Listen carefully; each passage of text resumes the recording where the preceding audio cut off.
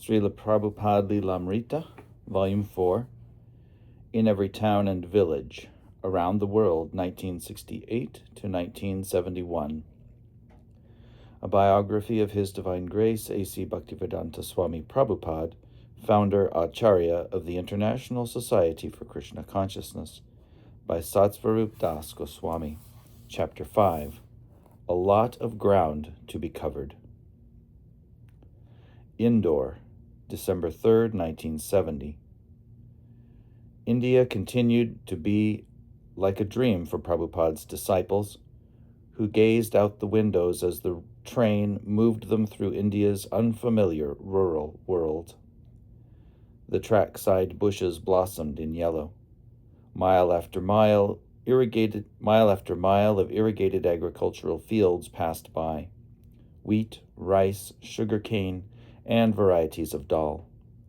Small villages, mud-walled houses with straw roofs, or thatched walls with tile roofs, drifted peacefully by. An occasional village temple made of stone would rise above the surrounding simple structures. Cowherd boys with sticks tended their herds on the grassy banks of meandering streams.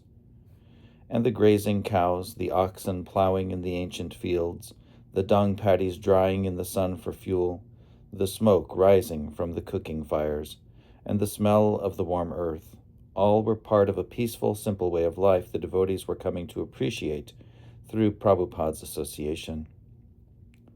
Prabhupada and his disciples were en route to Indore, a city of 475,000 in the central Indian province of Madhya Pradesh, 13 hours northeast of Bombay.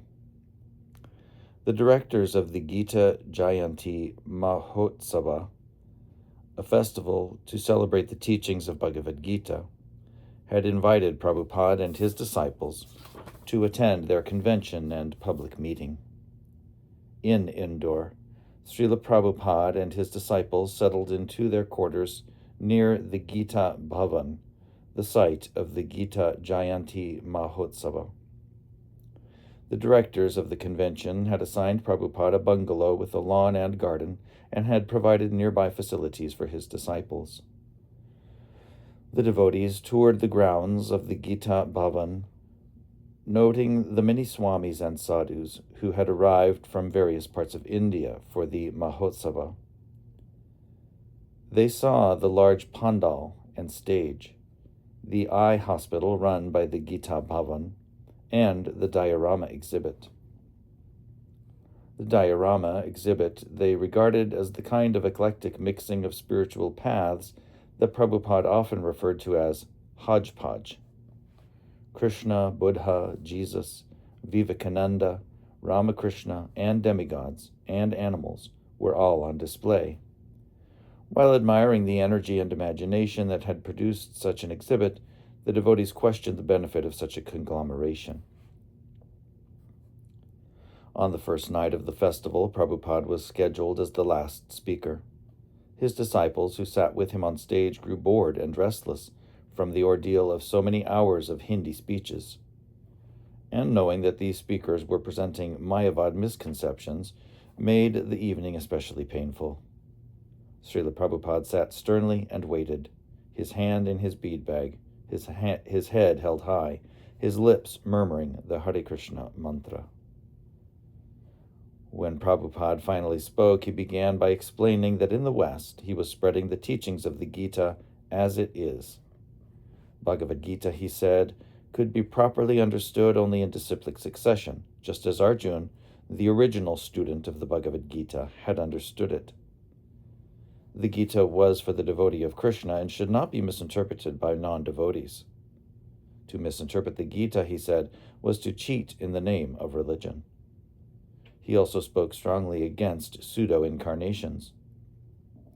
Prabhupada concluded his talk and asked his disciples to begin kirtan. It was an ecstatic, spontaneous event, and Prabhupada began dancing on stage along with his disciples. The crowd came to life and began clapping rhythmically. Hansadutta jumped down from the stage, still playing mridanga, and began inducing members of the audience to join in chanting and dancing. Several other devotees also jumped down, and soon hundreds of people had risen to their feet, swaying, clapping, and singing, Hare Krishna, Krishna Krishna, Hare Hare, Hare Rama, Rama Rama, Hare Hare. This was the real Gita Jayanti Mahotsava. The holy name of Krishna was being sung, and everyone was happily united in the kirtan. Greatly pleased by the performance of Prabhupada and his disciples, the Pandal directors visited Prabhupada the next day in his bungalow.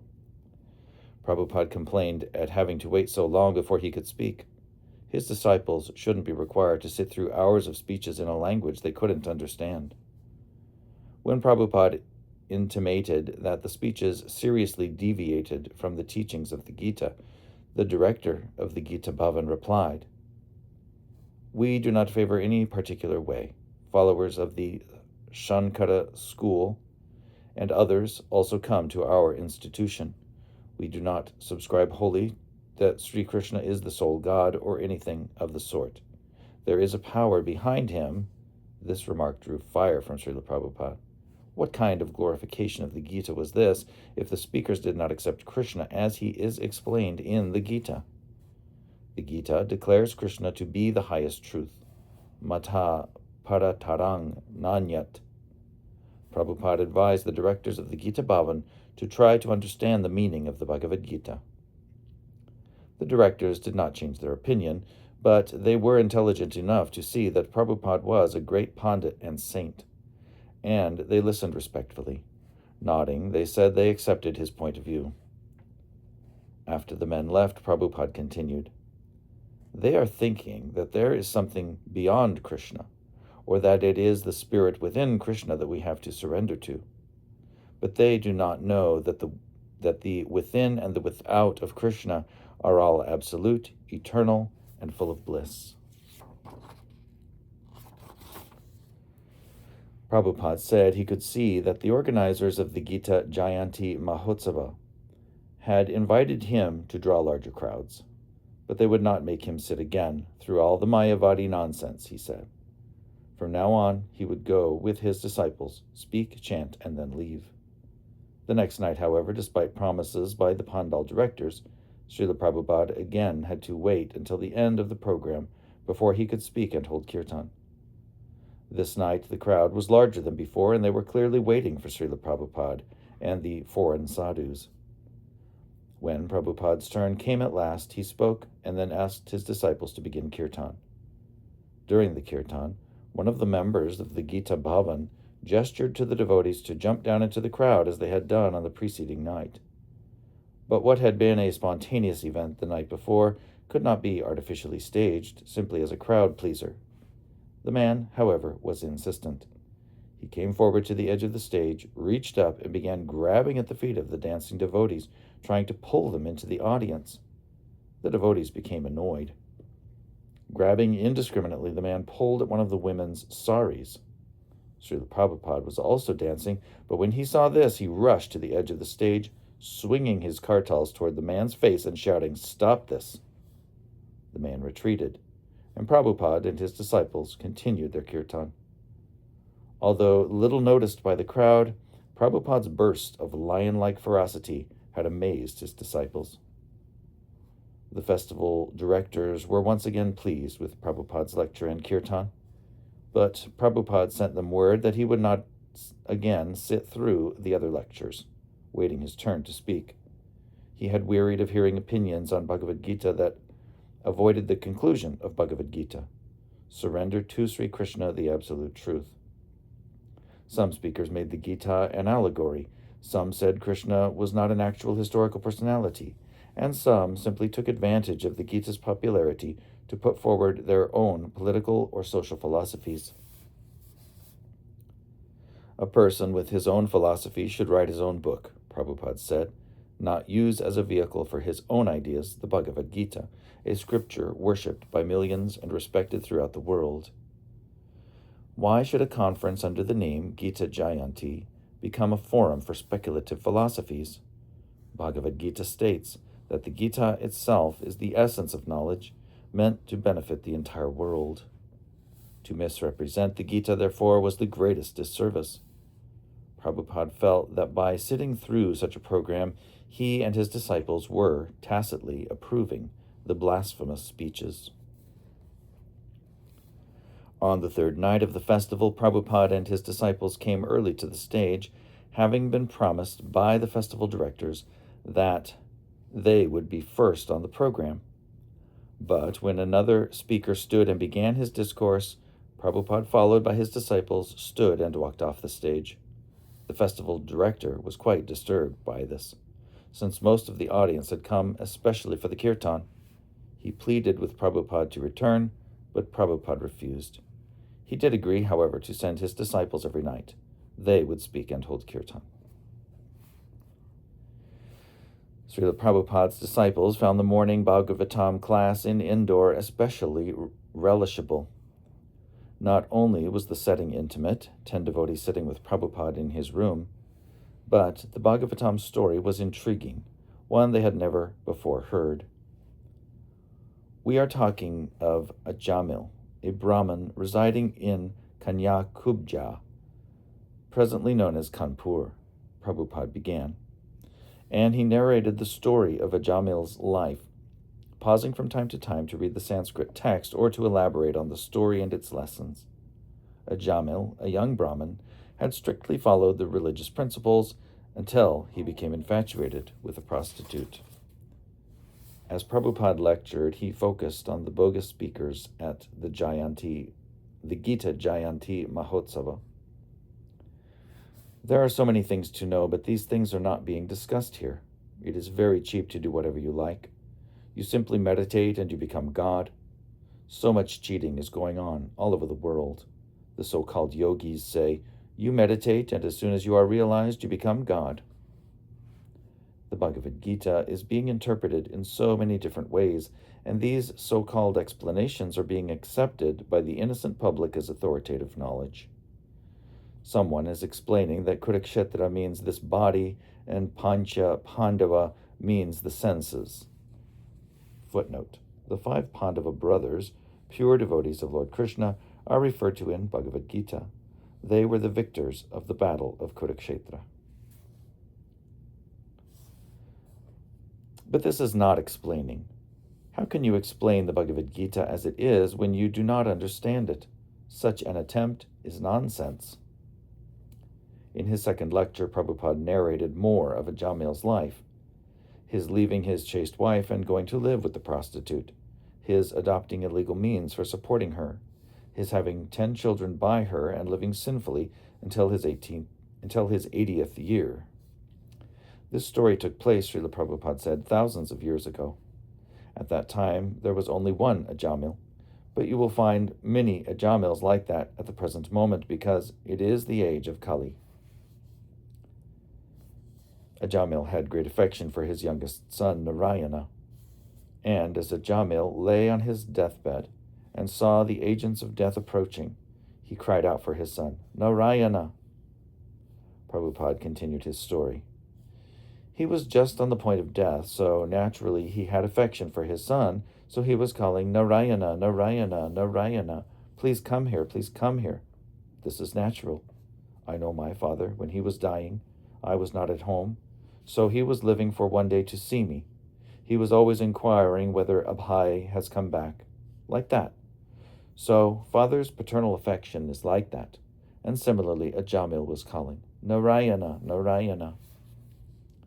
Narayana is also a name of Krishna, and Prabhupada said that, according to Bhagavad Gita, if a person remembers Narayana or Krishna at the time of death, he becomes liberated. One's mentality at death determines one's next birth.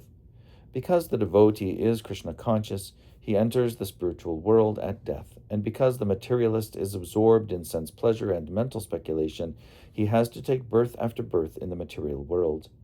Prabhupada gave an example.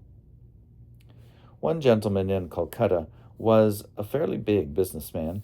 He was dealing in shares, stocks. So, at the time of death, he was crying, Kamarati, Kamarati. So, the result might be that he might have taken his birth as a rat in the Kamarati mill. It is possible. At the time of death, whatever you think, that will carry you to your next type of body. Because a Jamil had called on the name of the Lord, even though referring to his son, he became purified of all sins. Yet, because of his sinful life, the messengers of Yamaraj, the Lord of Death, also appeared to take him for punishment. When a Jamil was dying, he saw that there were 3 ferocious persons, very fearful persons, with ropes in their hands. Sometimes a dying man cries because he sees somebody has come to take him to Yamaraj.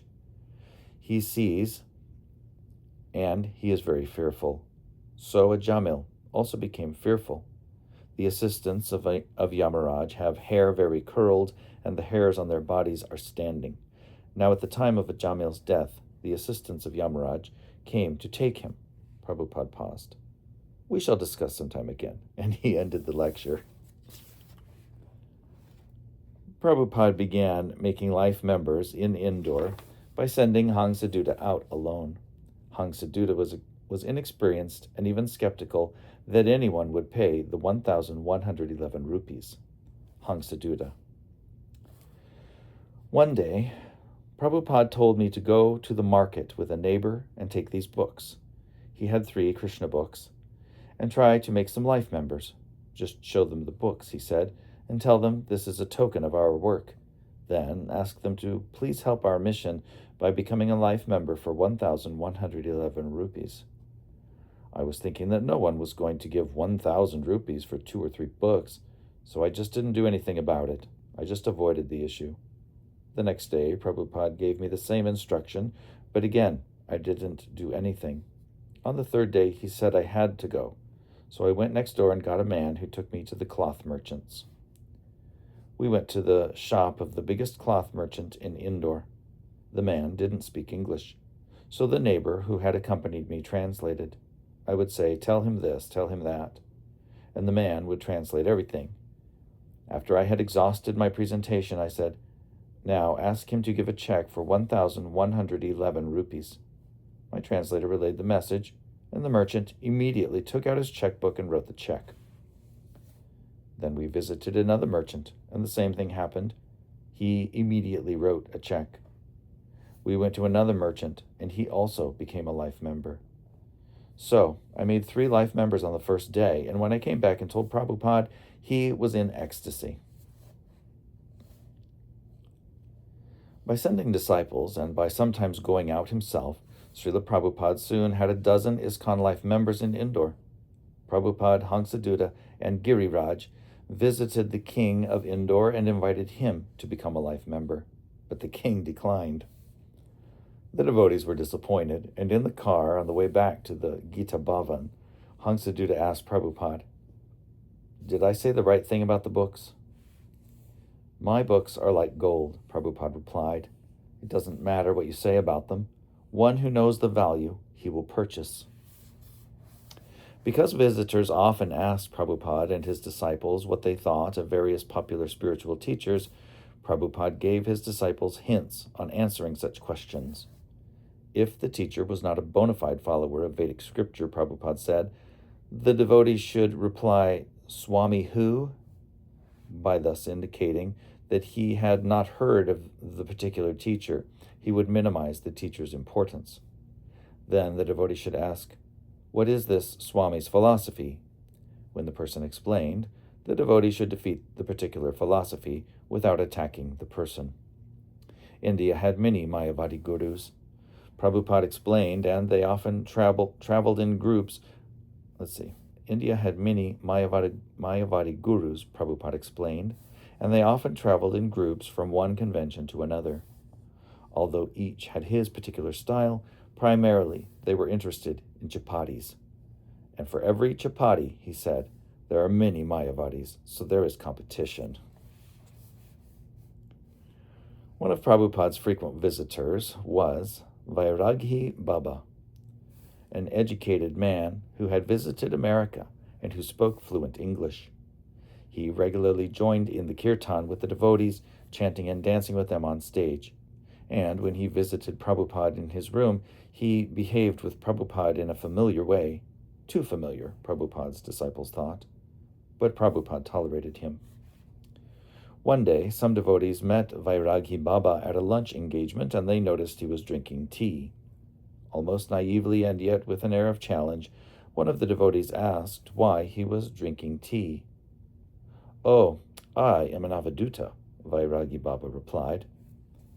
The devotees, who had never heard this word before, reported the incident to Prabhupada.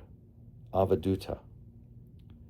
Prabhupada explained, means one who is beyond the regulative principles. Generally, this refers to Nityananda Prabhu. And there's a footnote, an incarnation of Lord Krishna, who descended along with Lord Chaitanya to spread the chanting of Hare Krishna and deliver the fallen souls of this age. His supremely independent activities without regard to rules and regulations that apply to human beings made him famous as an Avaduta. His unusual pastimes are relished by devotees and are not to be imitated. Prabhupada disapproved of Vairagi Baba's tea drinking and especially of his calling himself an Avaduta. A small group of devotees were sitting with Prabhupada in his room one afternoon. Srimati Radharani's excellence was her cooking, Prabhupada said. She could also sing and dance, but her great service was her cooking for Krishna. Mother Yashoda would ask her personally to come and cook for Krishna and the cowherd boys. So, all in a line, she would feed them prasadam. An Indian lady came to the door bringing an offering of chidwa, fried cashews, potatoes, and raisins with spices. Srila Prabhupada took some, then distributed the rest to the other devotees. "Do you like this?" he asked, turning to Yamuna. "Oh, it is very, very tasty," she replied. "Yes," he said, "you should learn to prepare this. I like it very much. My Guru Maharaj was also fond of potato chidwa, and he would sometimes request it late in the afternoon. He was very fond of it." Srila Prabhupada, a devotee, asked, "May we publish pictures of you without tilak?" "Yes," he replied, "my Guru Maharaj has been recorded without tilak. You have seen that picture where he is looking up from his books at his working table?" "Yes," the devotee replied, "I have seen that picture. I have seen you look in that way.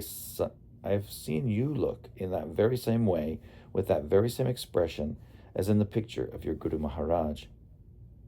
"You have only seen the glitter," Prabhupada corrected. "He is the gold. I am only iron. Iron can never be gold. But you have seen the glitter of real gold." One afternoon, a renowned astrologer visited Prabhupada and offered to read his palm. "No," Prabhupada replied. "I am finished with that. But you may read my disciples' palms." The astrologer read the palms of the several devotees present, made his predictions, and then left. The devotees turned to Prabhupada, wondering what to make of it. "As soon as you clap your hands in front of the deities during Arti," Prabhupada said, smiling, "all the lines of your palm are changed." Srila Prabhupada told his disciples a story about when he had lived in Vrindavan. A Bengali widow walked to the Jamuna River to take her bath every morning. And every morning, without fail, she would return with a pot of water for the Radha Damodar Pujaris to use in bathing the deities. Prabhupada said he would sometimes open the gate for the woman, since he also rose very early, and she would enter and wake the pujari. Although the Vrindavan nights are cold in the winter, Prabhupada said, the woman never once failed to come with the water. For this activity, she will return back to Godhead. One who cannot rise early in the morning is not very serious about spiritual life. One must rise before the Brahma Muhurta hour. That is very auspicious, and one will take the trouble to do so if he is serious about spiritual life.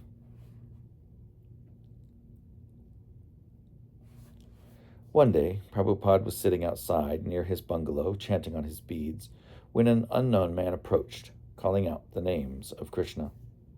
Suddenly, the man fell to the ground, rolling and crying, appearing to be in great ecstasy. Prabhupada remained seated and observed the exhibition, but made no response. The man continued his crying and rolling and chanting. Prabhupada now ignored him completely. After several minutes, the man got up and walked away, obviously disappointed. Early one morning, as Prabhupada sat in his room with his disciples, a gentleman entered and tearfully announced that his mother was dying. The devotees, watching for Prabhupada's reaction, saw him remain grave. He didn't try to reassure the man or preach to him, but made only a very small comment. Prabhupada was unpredictable. He was always Krishna conscious, and he always acted in accord with Guru and Shastra.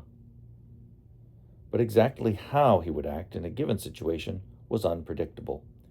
Whatever he did, however, was Krishna conscious and correct, and he was always instructing them by his example.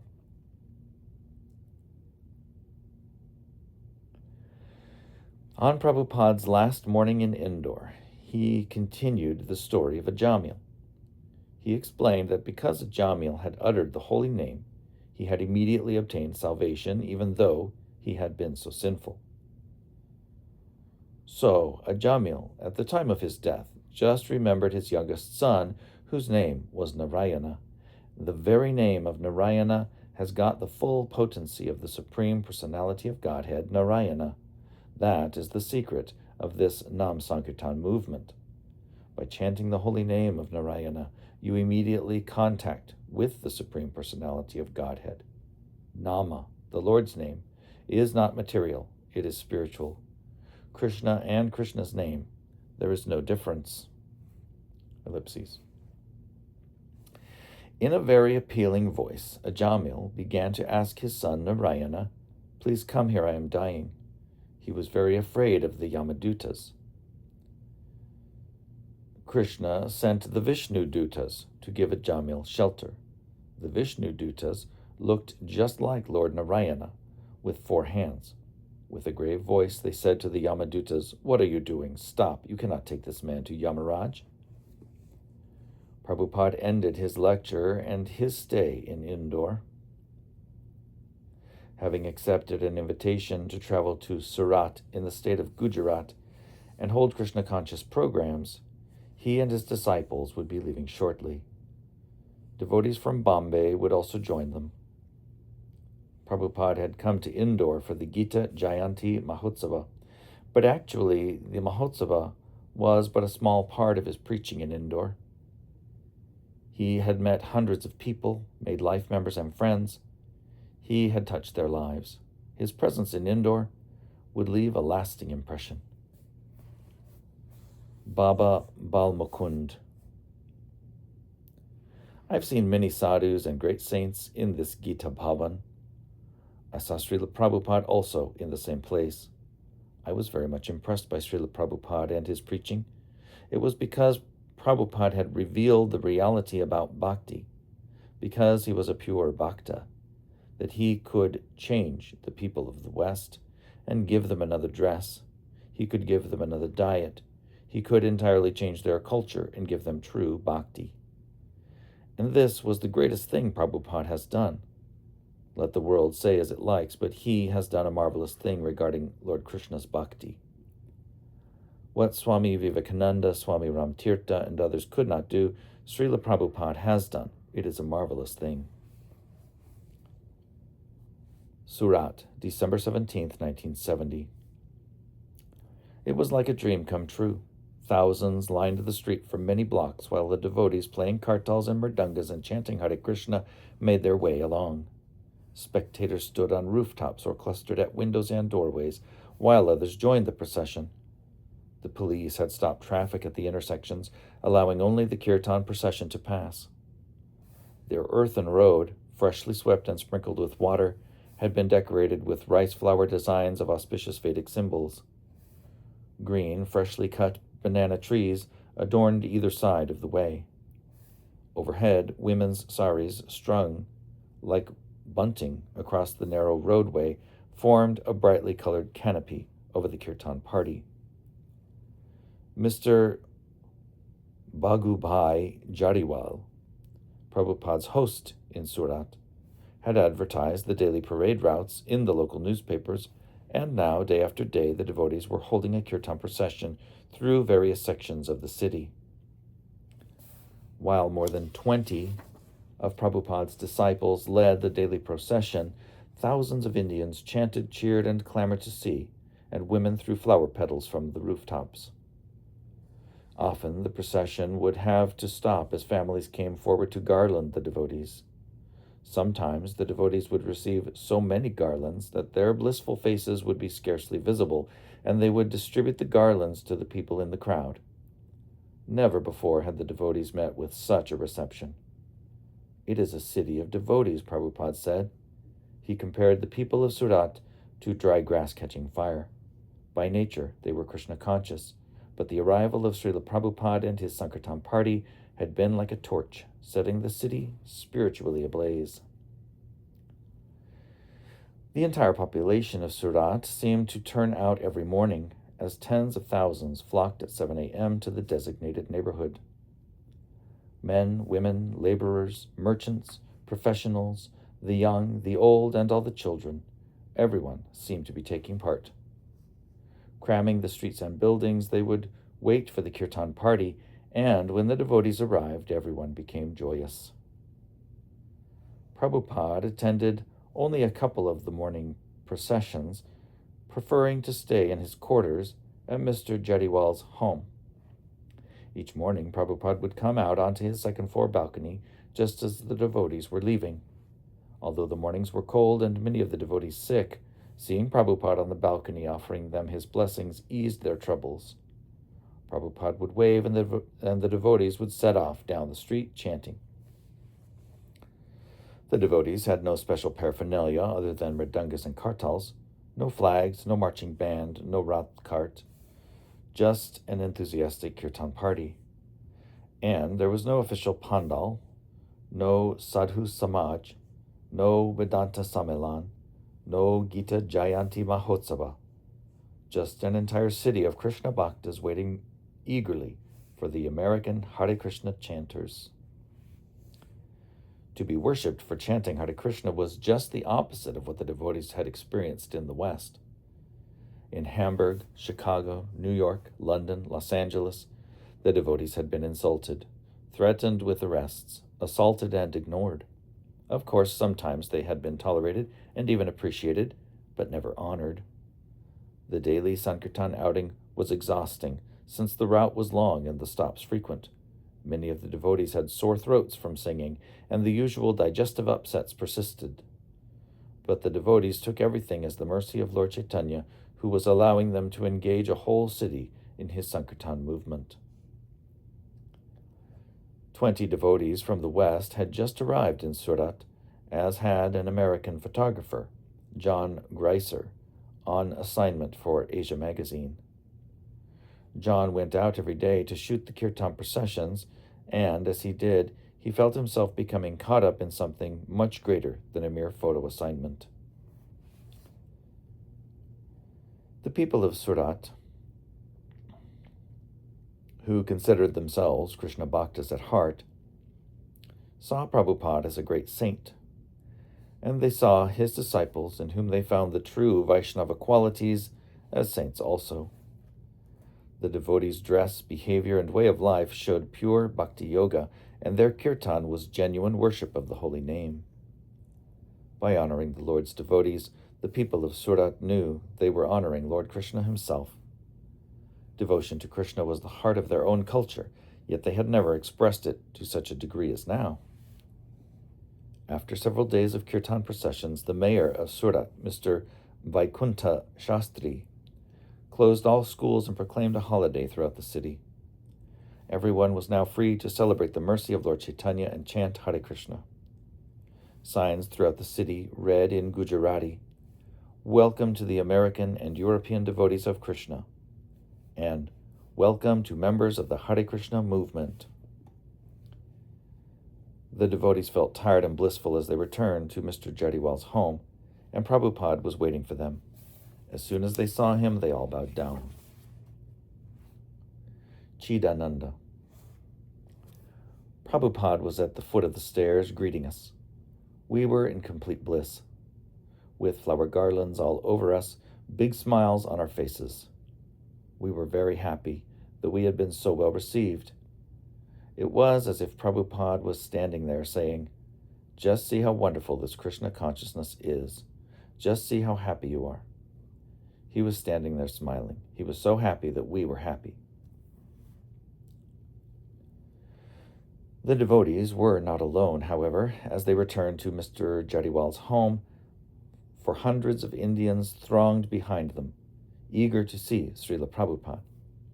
Srila Prabhupada, his disciples, and a clamoring crowd of Surat devotees squeezed tightly into Prabhupada's room.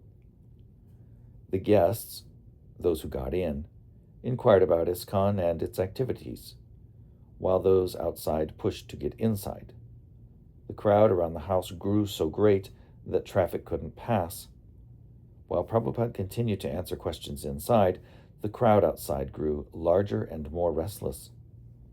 By their good fortune, they had realized Prabhupada's greatness, and they wanted to be with him. As their desire became stronger, their eagerness more intense, Prabhupada got up from his seat and walked out to the balcony. The crowd roared, "Hare Krishna," their arms upraised. When Prabhupada returned inside, the crowd remained unsatisfied, and he asked some of his disciples to try and pacify them. Several devotees went out to the people, answering their questions and telling them Prabhupada would come out to see them again. Bhagubai Jariwal had come in touch with Prabhupada's movement several years before in San Francisco, when he had donated a silver murti of Krishna to the San Francisco temple. Now the Jariwal family, to accommodate their guests, had moved into modest quarters on the roof of their home and offered the rest of the house to Prabhupada and his disciples. Hospitable hosts, they made the devotees feel welcome to stay forever. At lunch and again in the evening, Prabhupada would take prasadam with the devotees and guests, the devotees sitting in rows on the floor, and Prabhupada sitting at the head in a chair at a table. Mr. Jariwal and his family would serve everyone. Often respectable citizens would also attend the lunches. Mr. Chandra Desai, the chief minister of Gujarat, Mr. Vaikuntha Shastri, Surat's mayor, the state education minister, and others attended. The prasadam was the finest Gujarati cooking, and when a dish was particularly to Prabhupada's liking, he would ask one of his women disciples to learn from Mrs. Jariwal how to cook it. Honoring prasadam twice a day with Prabhupada was another intimacy the devotees shared with their spiritual master in India. Had they been with him in any other part of the world, such intimacy would probably have been impossible. Beginning at 4:30 a.m., Prabhupada would hold kirtan and arti before Radha and Krishna and lecture from Srimad Bhagavatam. His room would be filled with guests, including the members of the Jariwal family. Although at outside engagements Prabhupada usually spoke Hindi, in these morning meetings he always spoke English for his disciples. He continued lecturing on Ajamil, focusing on Ajamil's degradation due to bad association, and on his deliverance by chanting of the holy name.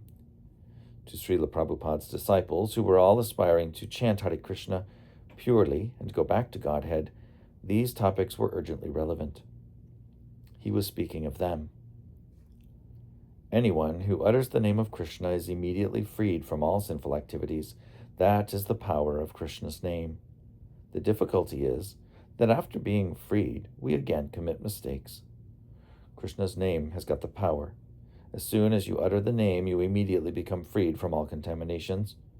But if one thinks, I am chanting Hare Krishna, so even if I commit sinful activities, it will be counteracted by my chanting, that is the greatest offense. Just like sometimes in Christian churches, they go on Sundays and confess, and they are supposed to be excused from sinful reaction, but again, after coming back from the church, they commit the same sin with the expectation that next week, when I go to the church, I shall confess and it will be counteracted. This kind of understanding is prohibited.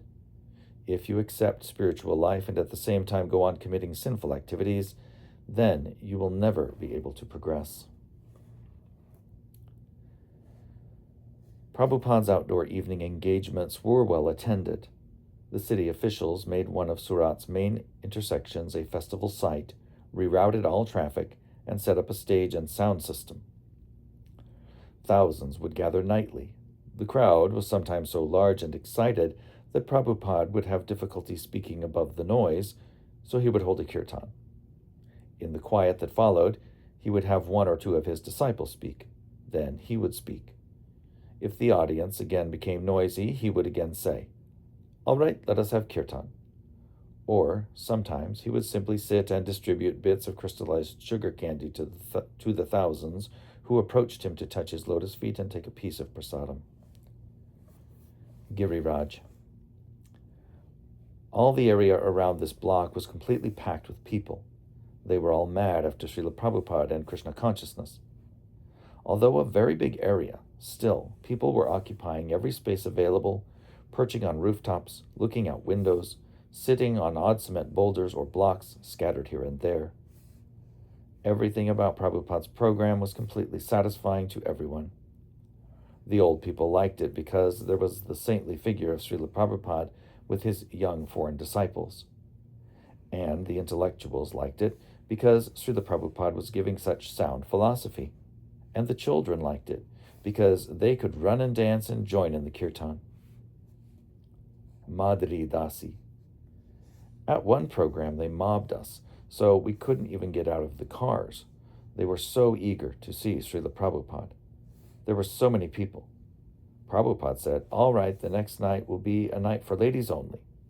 So the next night, only ladies came, but still it was just as packed, and Prabhupada gave a wonderful lecture. Bruce. One program was so noisy that no one stopped talking, so Prabhupada just started chanting the Brahma Samhita. That was the whole program. He just chanted the Brahma Samhita. Then he gave up and went out. Chidananda. Before going out to attend these programs, Prabhupada looked like a general, getting ready to go out for battle. He would come out of his room, beautifully dressed and effulgent, ready to go out and fight Maya. There were thousands and thousands of people waiting. I didn't know what to make of it. I couldn't handle so many people. But Prabhupada was waging war on Maya. He was there to convince all these people, and the more people would come, the stronger he would get.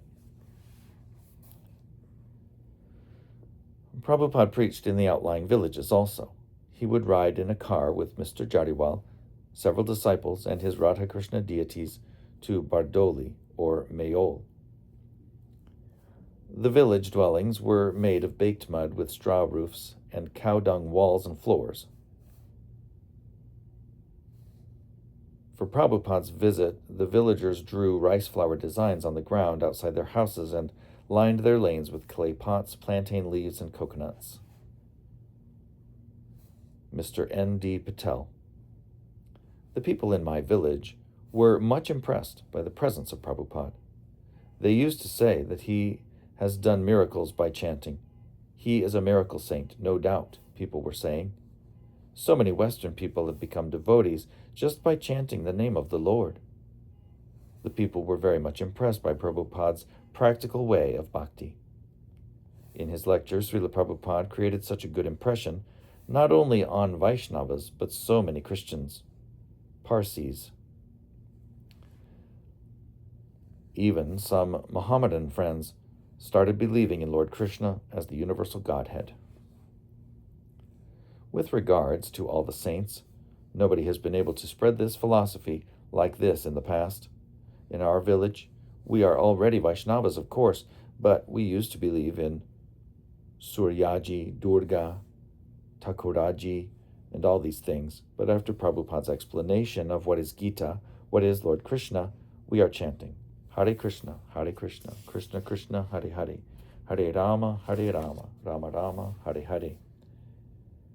After Prabhupada conducted his discourse here in the village, the people were so impressed that even in his absence they chant the Mahamantra loudly, and they greet people with the words Hare Krishna, Hare Krishna. At the time of departure, the people wished every devotee and Prabhupada with the words Hare Krishna. When there were no outside engagements, Prabhupada would sit in his room and receive visitors. To a member of parliament who came to visit, Prabhupada said that wherever he traveled, he encountered the concept of India as a beggar, backward, and poverty-stricken. Ambassadors from India, he said, had only reinforced that image by going to Western countries and begging. Give me rice, give me money, give me alms. India, Prabhupada explained, had the greatest wealth of spiritual culture and the knowledge of Bhagavad Gita. Prabhupada had taken this wealth to the West and given it away freely. He was not a beggar. Jamuna. During visiting hours, riding in the car, walking, standing, or sitting, Prabhupada was chanting japa all the time in Surat. His fingers were always moving within his saffron bead bag. He was always a Vaishnava, the pure devotee of Krishna, well-groomed, with beautiful, neat tilak on, and his hand was always in his bead bag. As he was sitting to greet people, one would be struck by his inconceivable beauty. Srila Prabhupada said, persons who give themselves to others are called magnanimous. And this was how Srila Prabhupada was during his pastimes in Surat. He was always delivering Krishna to everyone he met. He affected people's hearts by his great potency. Every morning in Srimad Bhagavatam class, Prabhupada added another installment of the Ajamil story. Sometimes he would refer to the degradation of Indian culture, citing specific examples he had seen during his India tour. Now, I am very sorry to inform you that in your city I have seen 2 temples. They are known as Ram Mandir. But there is no Ram. This cheating is going on, and you are accepting. There is no Ram deity worship, but a man's photo is in there, Sri Ram. And people are so foolish that they do not question why this is going on. In Indore, I have been in the Gita Bhavan, and so many nonsense things are there. Another place I saw Gita Samiti, and there is not a single photograph of Krishna, but a lamp is there. And this is in the name of Dharma. Last night, this boy informed me that Bhagavad Gita is going to be distributed by some Swami, but according to Bhagavad Gita, that Swami is fool number 1. He is distributing Bhagavad Gita, and people are accepting and paying for it. This is going on. It is a very serious situation all over the world. In the name of Dharma, religion, adharma, irreligion, is going on. Just as Ajamil had become degraded, Prabhupada explained, Indian culture had also become degraded. The only hope was for people to return to their rightful position of Krishna consciousness. So, all over the world, not only in India, there cannot be peace unless you reform the whole social structure. And that can be done only by this movement, Krishna consciousness. Now see how this man fell down. Lusty people, they don't care for society, they don't care for elderly persons. They do it in the road, in the street, on the sea beach, anywhere, in the cinema. These things are going on. It is advertised also in the cinema nowadays to attract people.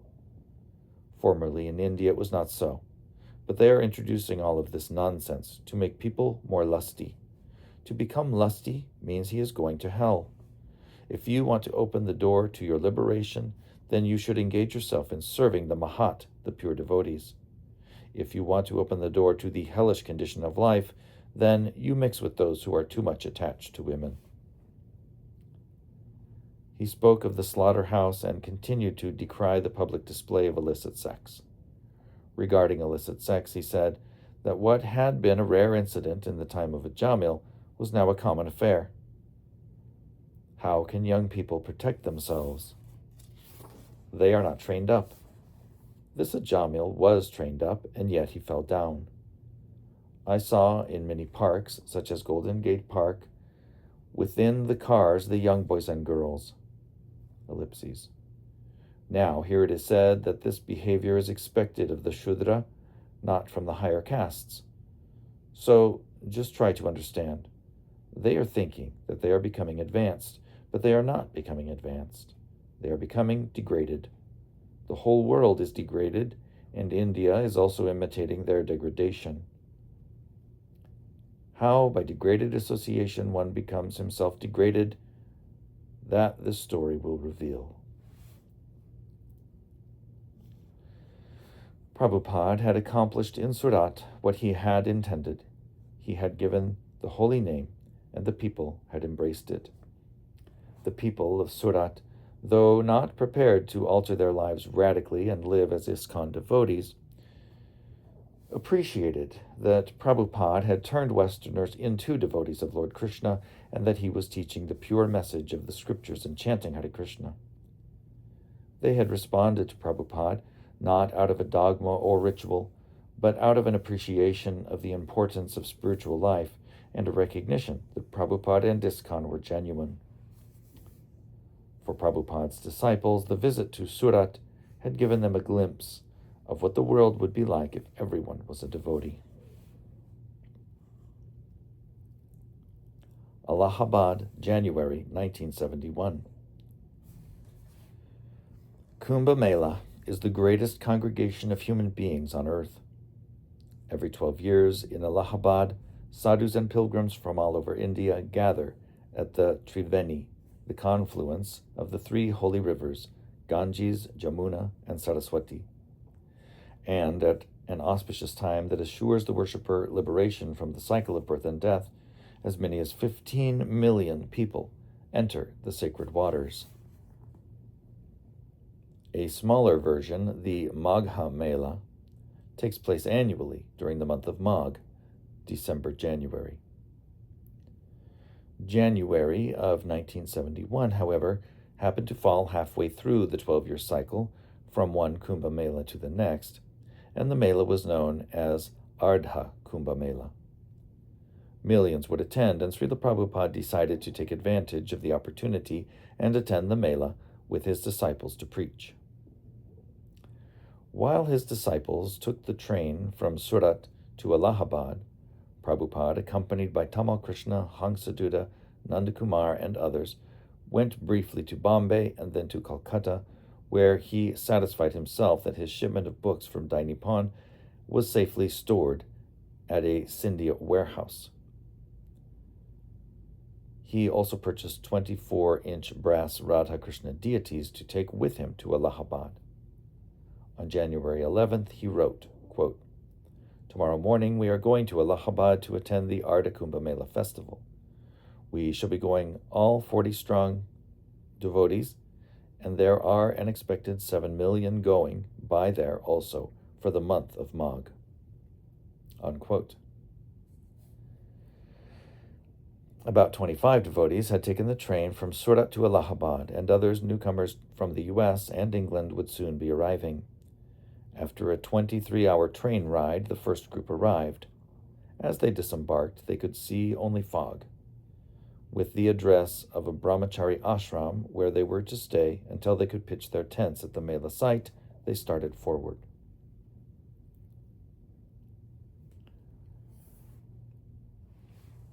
The devotees knew little of what to expect as they crowded into several one-horse tangas and proceeded toward the appointed brahmachari ashram. They had heard that the Kumbh Mela was the most auspicious time to bathe at the Triveni, and that the water was icy cold. In the foggy morning, they saw pilgrims along the road, riders on camels, and guards carrying rifles. Reaching the ashram at sunrise, they could see the sacred Ganges before them. The next morning, the devotees started for the pilgrimage site,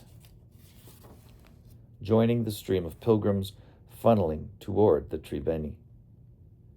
As they passed the Rambagh train station, a sign read, "From this point, the confluence of the holy rivers, Ganges and Jamuna, and the forts are 5 kilometers.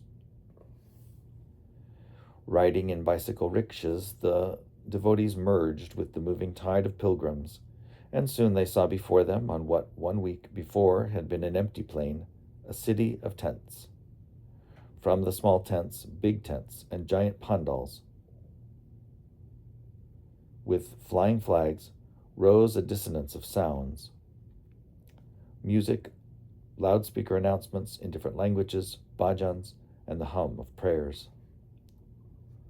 The devotees got down from their rickshaws, paid their drivers, and proceeded ahead, moving with the flow of pilgrims.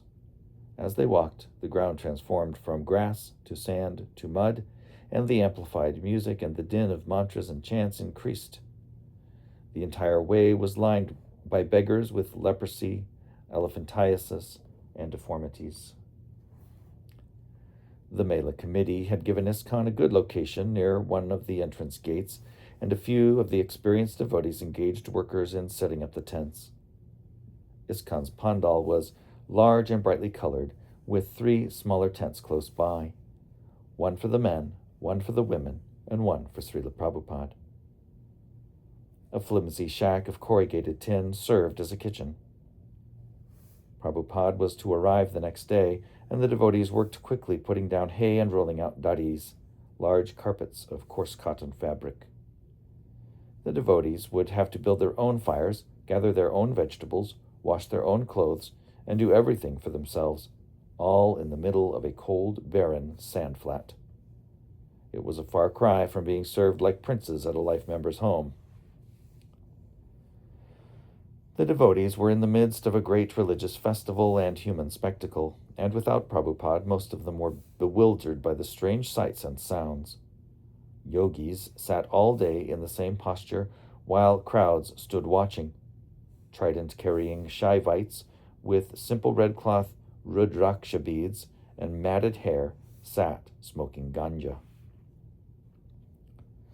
A procession of elephants, followed by 2 long files of naked sadhus, strode by. An ascetic lay on a bed of thorns. Bed of thorns, and there were still others, extreme renunciates, rarely seen by the rest of civilization. And of course, the various Hindu sects abounded, their chants and prayers rising into the air to mingle with the morning mist and the smoke from the 10,000 campfires that clouded the sky above the city of tents.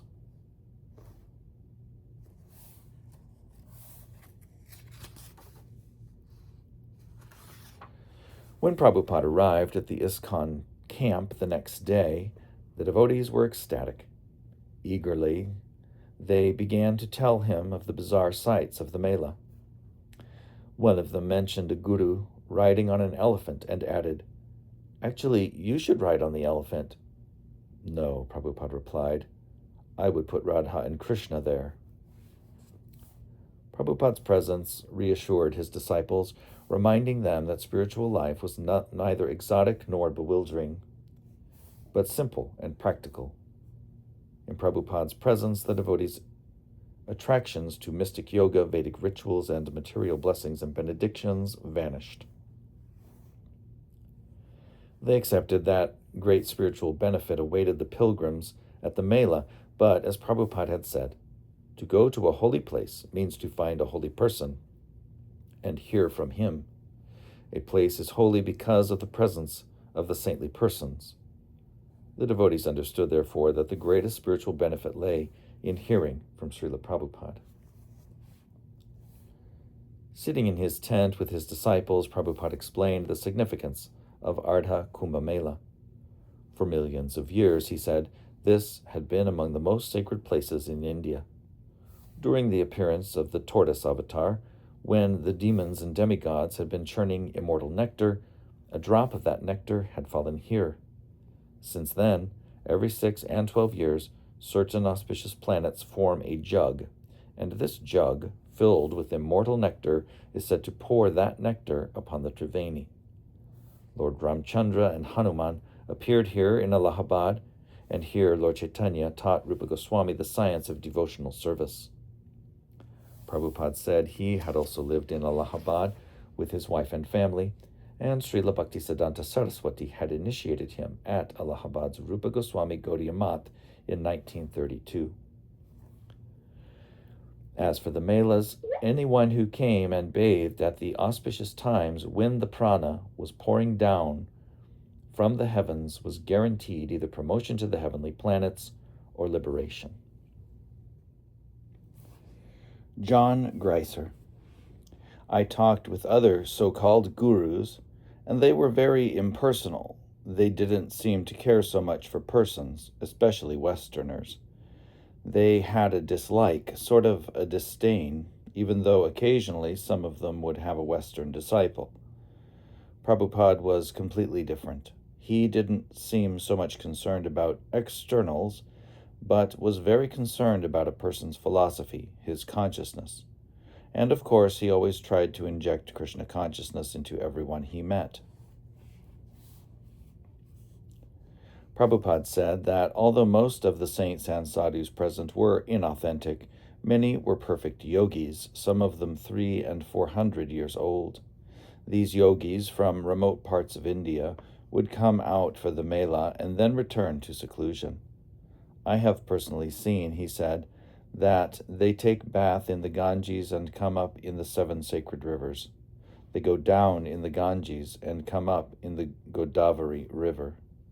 Then they go down and come up in the Krishna river and go down like that.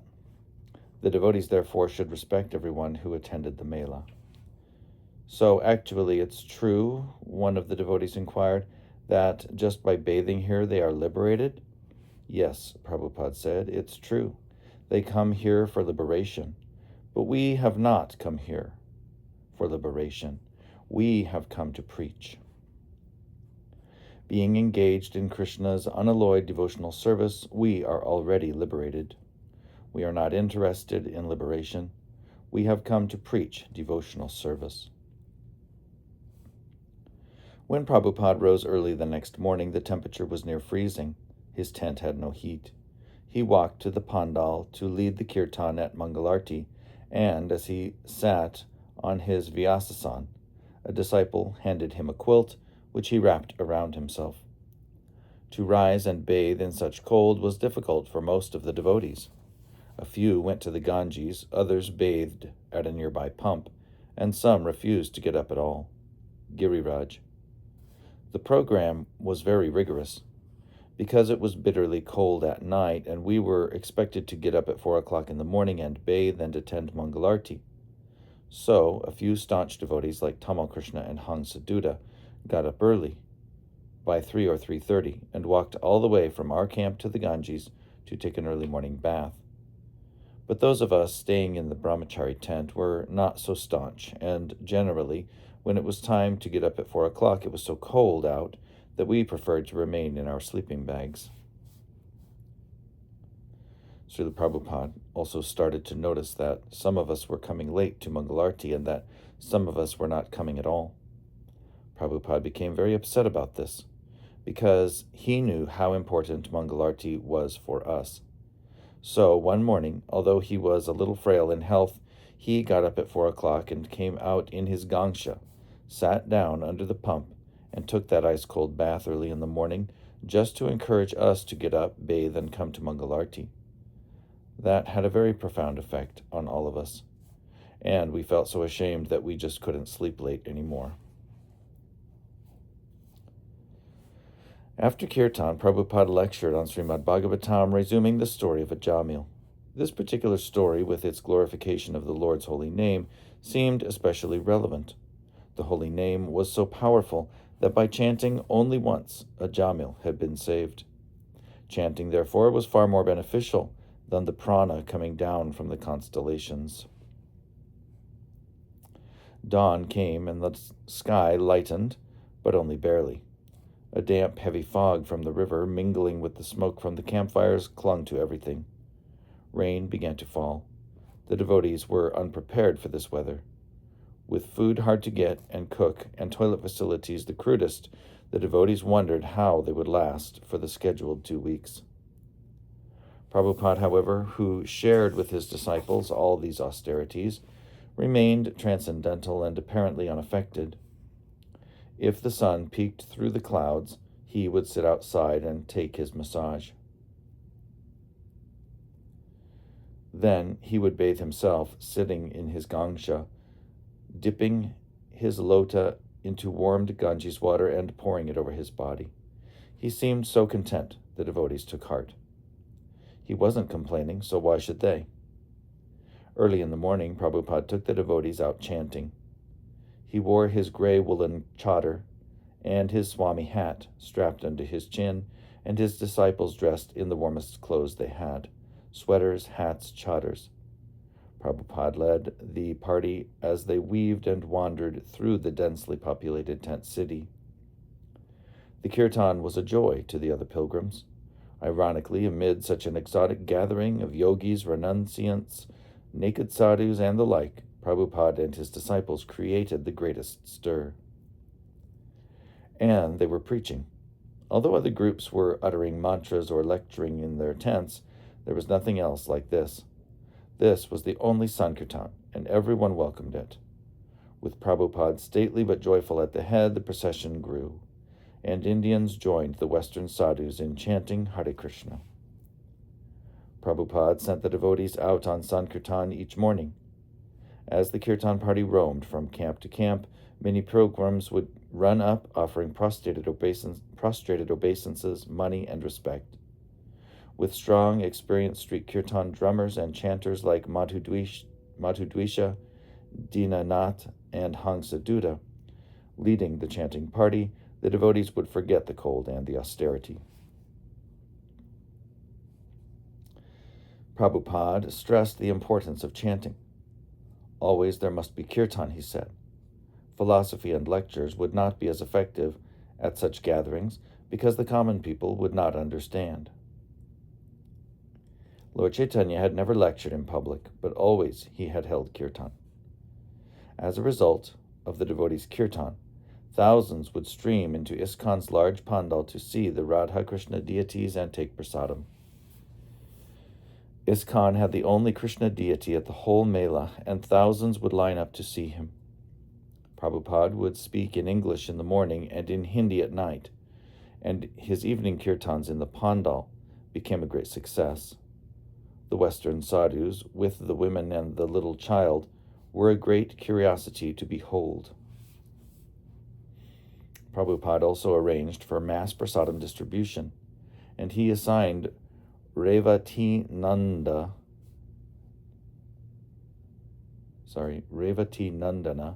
and a few helpers to cook almost non-stop over 2 small wood fires in the kitchen shed.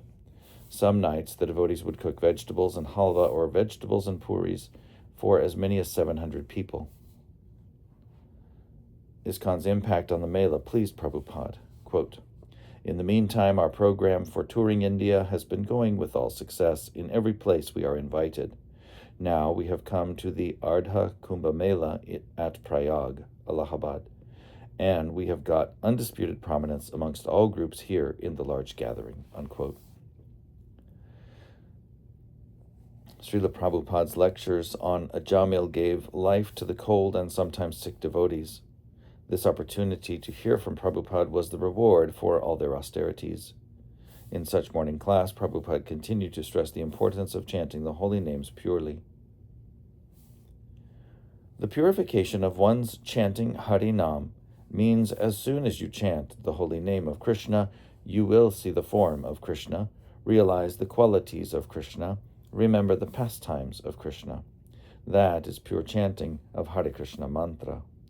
That is stated in the commentary of Srila Jiva Goswami, that a pure devotee who chants Hare Krishna mantra immediately realizes the Nam, Rupa, Guna, Lila. Footnote, name, form, qualities, and pastimes, respectively. Everything about Krishna, simply by chanting the names. You will feel the form of Krishna. You will remember all his qualities. Oh, Krishna is so qualified. He is so magnanimous. Then you will remember his Leela pastimes. Oh, Krishna instructed Arjuna. Krishna played with his cowherd boys. Krishna had very nice talks with the gopis, with his mother Yashoda. These things you will remember. That is the actual perfection of chanting. Prabhupada reiterated that the only reason he had come with his disciples to the Mela was to glorify Lord Krishna so that others could understand the importance of the Krishna consciousness movement. But if the devotees were to successfully give Krishna consciousness to others, they must first realize Krishna themselves. It was possible, he said, to think of Krishna always. He gave the example of the Indian women carrying big water pots, Indian women carrying big water pots on their heads. Just as they have learned to keep their balance in spite of all other movements, So a devotee, despite his activities and despite any mental agitation, should always remember Krishna. And the best way to remember Krishna is to practice always chanting the holy name. I remember one of our teachers in our school life instructed that if you always think, I shall pass my examination with distinction, then you will pass in the first division. If you think, I shall pass my examination in the first division, then you will probably pass in the third division. And if you think, I will somehow or other pass my examination in the third division, then you will fail. This means that if you expect more than your capacity, then it may be possible that at the time of examination you will pass. So, in chanting the Hare Krishna mantra, Chaitanya Mahaprabhu has said, not that you chant only 1 hour, no. One should practice, and that practice was shown by Haridas Thakur, who chanted almost 24 hours daily. But because we cannot, therefore we have to engage always in the service of Krishna. That will make you remember Krishna. Prabhupada said that the chanting of Hare Krishna is exactly like a lion's roar. As a lion's roar frightens all small creatures, the chanting of Hare Krishna ends all one's sinful reactions. He repeatedly warned the devotees, however, to avoid the most dangerous offense, that of committing sins on the strength of the holy name. But even if you fall down, there is no loss. That is the statement of Narada. If one takes to Krishna sincerely and executes devotional service, but then again falls down, still he will come back, just like we have practical experience. Some of our students have fallen down, but whatever sincere service he has rendered, that is his permanent credit. And one day he will be saved, just like a Jamil. On Prabhupada's last day in Allahabad, a Mr. Gorakhpur visited him in his tent, inviting him to Benares. As chairman of the 45th annual festival commemorating Lord Chaitanya's visit to Benares, Mr. Gorakhpur wanted Prabhupada to attend the festival as the honored guest. When Prabhupada said he felt ill and that perhaps some of his disciples could go in his stead, Mr. Gorakhpur persisted until Prabhupada finally agreed. But first, Prabhupada wanted to visit Gorakhpur. Gorakhpur, February 3rd, 1971. The Ardha Kumbh Mela over, some devotees went to Delhi, some to Bombay, and others to Calcutta. Prabhupada and the remaining devotees went to Gorakhpur, a 10-hour journey on the antiquated meter-gauge railway. Prabhupada had been invited by his only disciple in Gorakhpur, Dr. R.P. Rao, now Ramananda, a research chemist who had met Prabhupada in San Francisco, taken initiation in 1967, and since returned to his family and 4 children to teach chemistry at Gorakhpur University. Prabhupada and his disciples moved into crowded quarters at Ramananda's modest home, and about 100 people attended Prabhupada's lecture that evening. Prabhupada already had plans for a Radha Krishna temple on the Gorakhpur University campus, as well as accredited courses and degrees in Krishna consciousness, BA, MA, and PhD.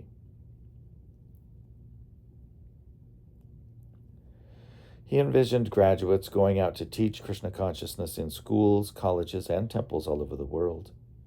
He inspired Ramananda and a group of his friends to form a committee to introduce Krishna consciousness within the university, and he initiated about 12 disciples.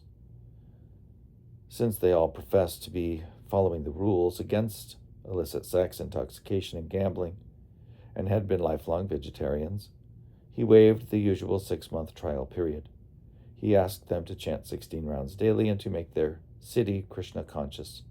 In his absence, they should maintain Ramananda's home as an activist center and try to establish courses in Krishna consciousness at the university. Benares, February 6, 1971. Mr. Gorakhpur was counting heavily on Prabhupada's participation in the upcoming celebration. The climax of the week-long observance of Lord Chaitanya's visit to Benares would be a parade, Mr. Gorakhpur said, and Prabhupada and his disciples had an important part in it.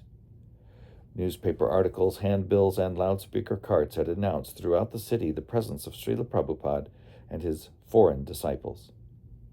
The devotees sensed they were being treated like entertainers, expected to perform as if under contract but without salary. On the day of the procession, Prabhupada rode in a silver chariot, the kind customarily used in extravagant wedding processions. The chariot was pulled by a pair of white horses wearing silver crowns and decorative blankets.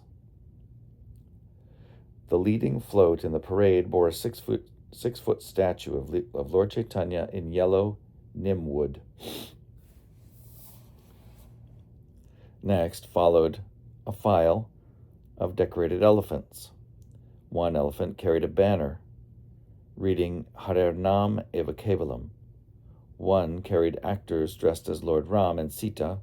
Another carried two actors dressed as Radha and Krishna, who waved to the crowds. And another, a picture of Lord Chaitanya and his associates performing Sankirtan. Next came a decorated flatbed truck with children portraying Lord Chaitanya and Lord Nityananda chanting and dancing. Then followed a series of professional kirtan groups and Prabhupada's foreign disciples, dancing and performing kirtan. Behind the devotees, Srila Prabhupada rode in his chariot.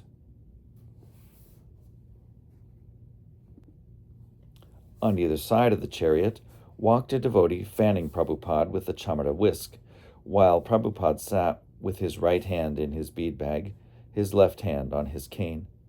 He was dressed in silk with pearl buttons on his kurta. A wide patch of sandalwood paste covered his forehead. He didn't wave or smile or turn to see the crowds, but sat calmly chanting Hare Krishna on his beads. Following Prabhupada's chariot was a Shahnai group, several more kirtan parties, and finally another statue of Lord Chaitanya carried by 8 men. The festival committee said 300,000 attended, double what they would have had without Prabhupada and his foreign disciples.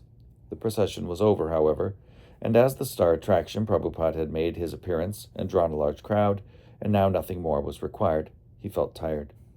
He and his disciples were taken to a nearby dharmashala and served a feast. Prabhupada remained grave and, as soon as possible, returned to his quarters and his regular schedule. A student at the University of Benares, who had met Prabhupada at the Allahabad Mela, stopped by to visit. The boy's father had given him a biography of Lord Chaitanya as a gift for Prabhupada. And when the boy showed Prabhupada a picture of his father, Prabhupada said, "Yes, your father is a devotee. So why don't you also take initiation?" The boy was hesitant. As he walked with Prabhupada in the garden, Prabhupada said, "You have got the seed of devotional service from your father, so you must now cultivate." "But how can I shave my head?" the boy inquired. "I'm a university student." "No, it is a custom. You should shave once, and then you can keep short hair." "But how can I wear tilak? They will laugh at me." Prabhupada said the boy should not fear criticism. He should become a soldier for Krishna.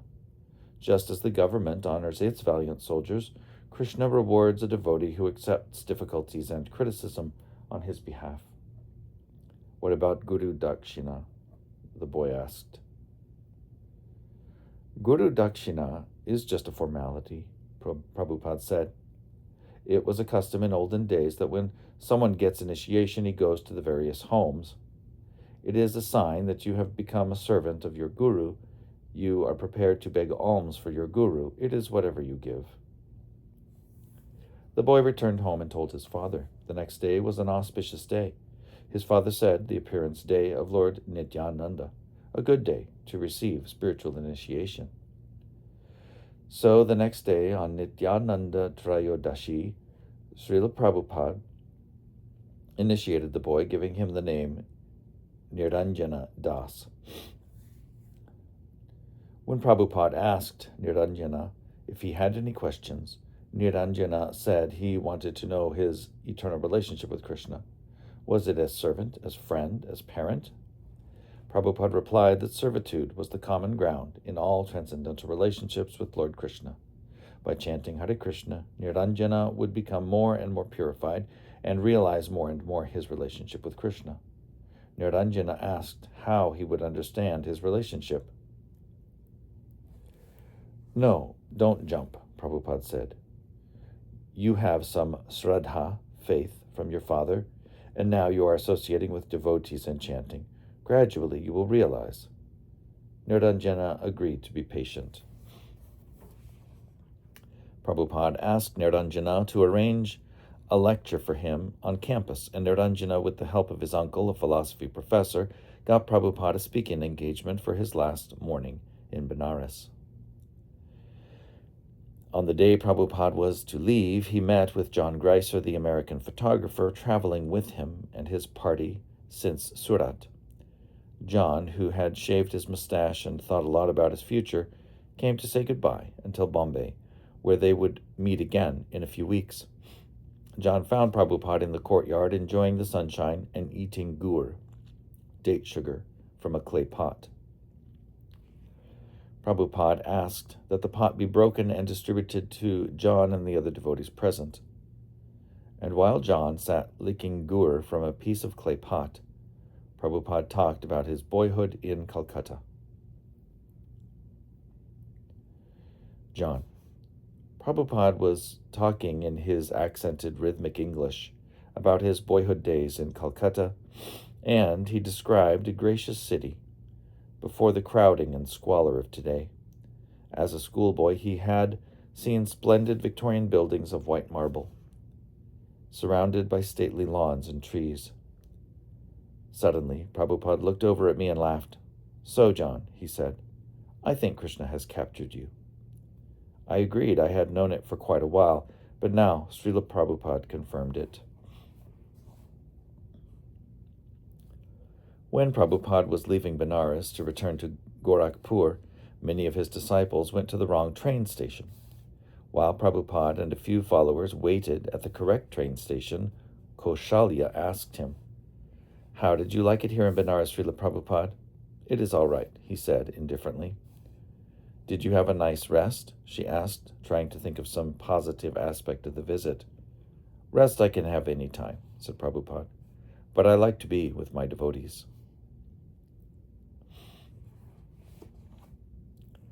Surrounded by luggage, Prabhupada sat on the bench, while Tamal Krishna and Shyamasundar ran from the ticket office to the train and back.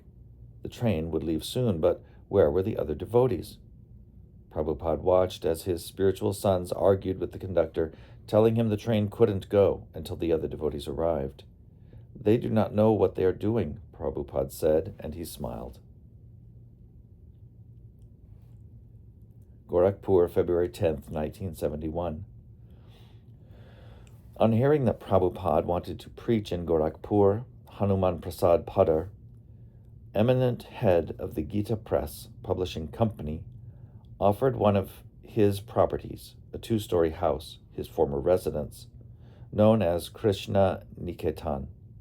Mr. Potter, who was bedridden in another house in Gorakhpur, had first met Prabhupada in 1962, and he appreciated Prabhupada's mission. When Prabhupada received permission to use the Krishna Niketan, he acted quickly. It was not proper, he said, that the deities of Radha and Krishna he had brought from Calcutta had been packed away in a trunk after the Ardhat Kumbh Mela. They had already been worshipped, so their worship should not be stopped. The deities have to be installed tomorrow, he said. And he put Kaushalya and Nandakumar in charge of the preparations. Seeing that Nandakumar and Kaushalya needed more help, Prabhupada called for all his disciples, and soon 20 American devotees were scurrying about, preparing for the next day's festival. Prabhupada directed the devotees in cleaning the temple room, from ceiling to floor, and in building the altar. He asked Himavati to donate her fanciest sari, which he hung like a curtain before the table that was to be the deity's altar.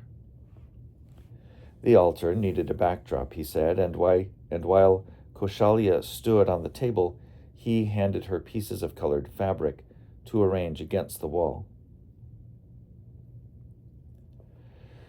The backdrop completed, Prabhupada took a rug a devotee had bought in Allahabad and placed it over the table altar.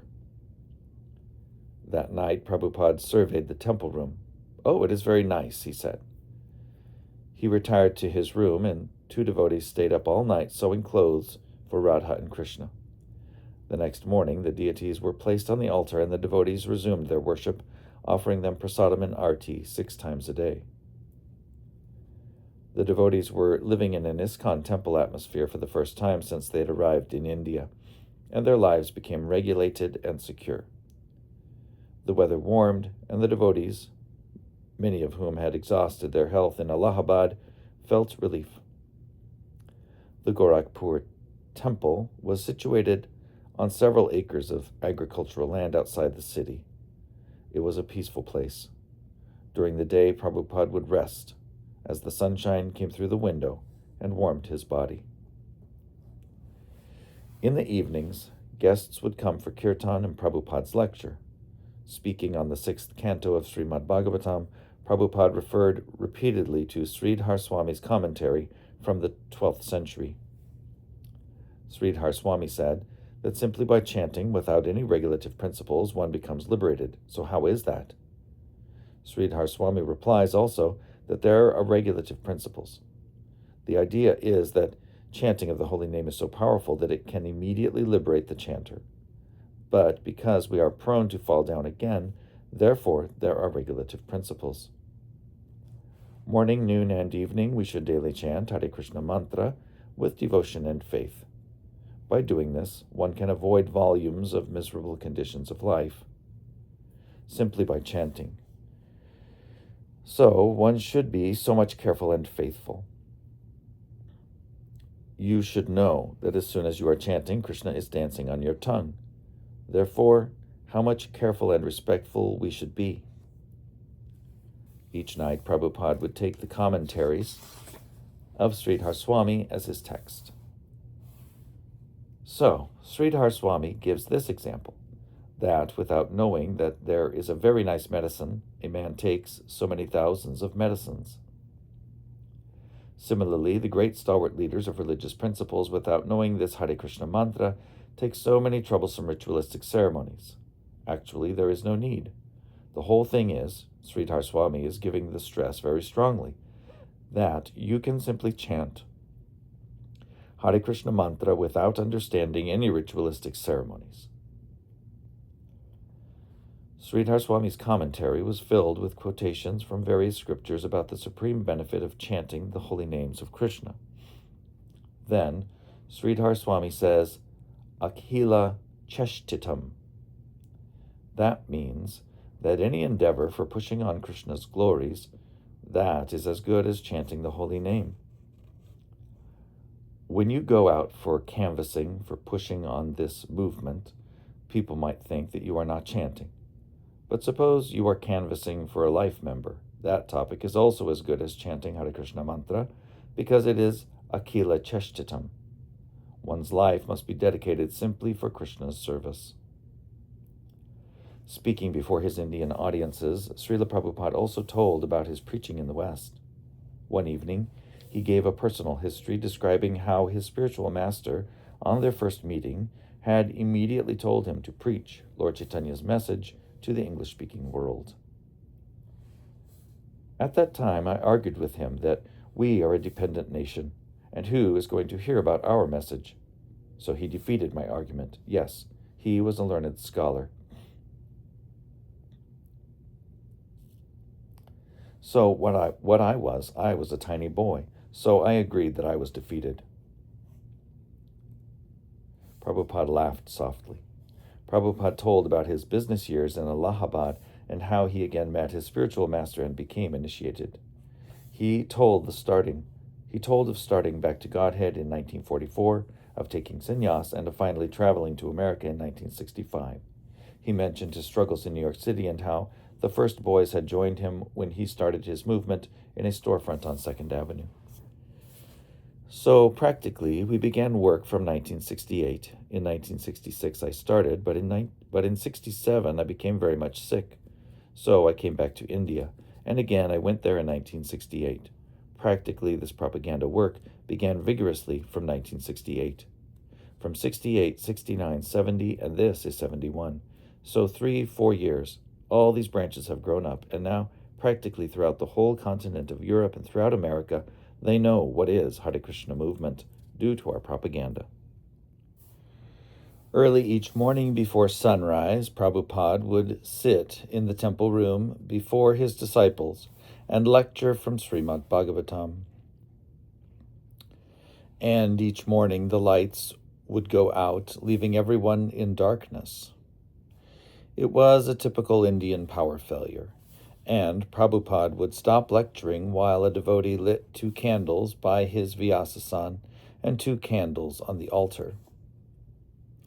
Long shadows would mix with the luminous gold of the Radha Krishna deities, and Prabhupada, wearing spectacles and holding open the Srimad Bhagavatam in his hand, would appear wonderfully mysterious. One morning, Srila Prabhupada sang a new song, Jaya Radha Madhava. "I will teach you this song," he said. Reciting the first line, he had the devotees repeat it again and again. One line at a time, he went through the song. Jaya Radha Madhava Kunja Bihari Gopi Jana Vallabha Girivardhari Yashoda Nandana Braja Jana Ranjana Jamuna Tira Banachari. They should know it, he told them, by the next morning. Only a few devotees managed to memorize the song, so the next morning, Prabhupada went through it again, line by line. During the evening lecture, he explained the meaning of the song.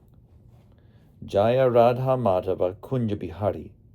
Krishna is enjoying in Vrindavan. That is the real picture of God, simply enjoying. The Vrindavan Leela of Krishna is the perfect presentation of the Supreme Personality of Godhead. He is simply enjoying. All the inhabitants of Vrindavan, the gopis, the cowherd boys, Maharaj Nanda, Yashoda, everyone is simply anxious how to make Krishna happy. They have no other business. The residents of Vrindavan have no other business than to satisfy Krishna, and Krishna has no other business. Yashoda Nandana Braja Jana Ranjana Jamuna Tira Banachari. He is acting as the little son of Yashoda, and his only business is how to please the residents of Vrindavan.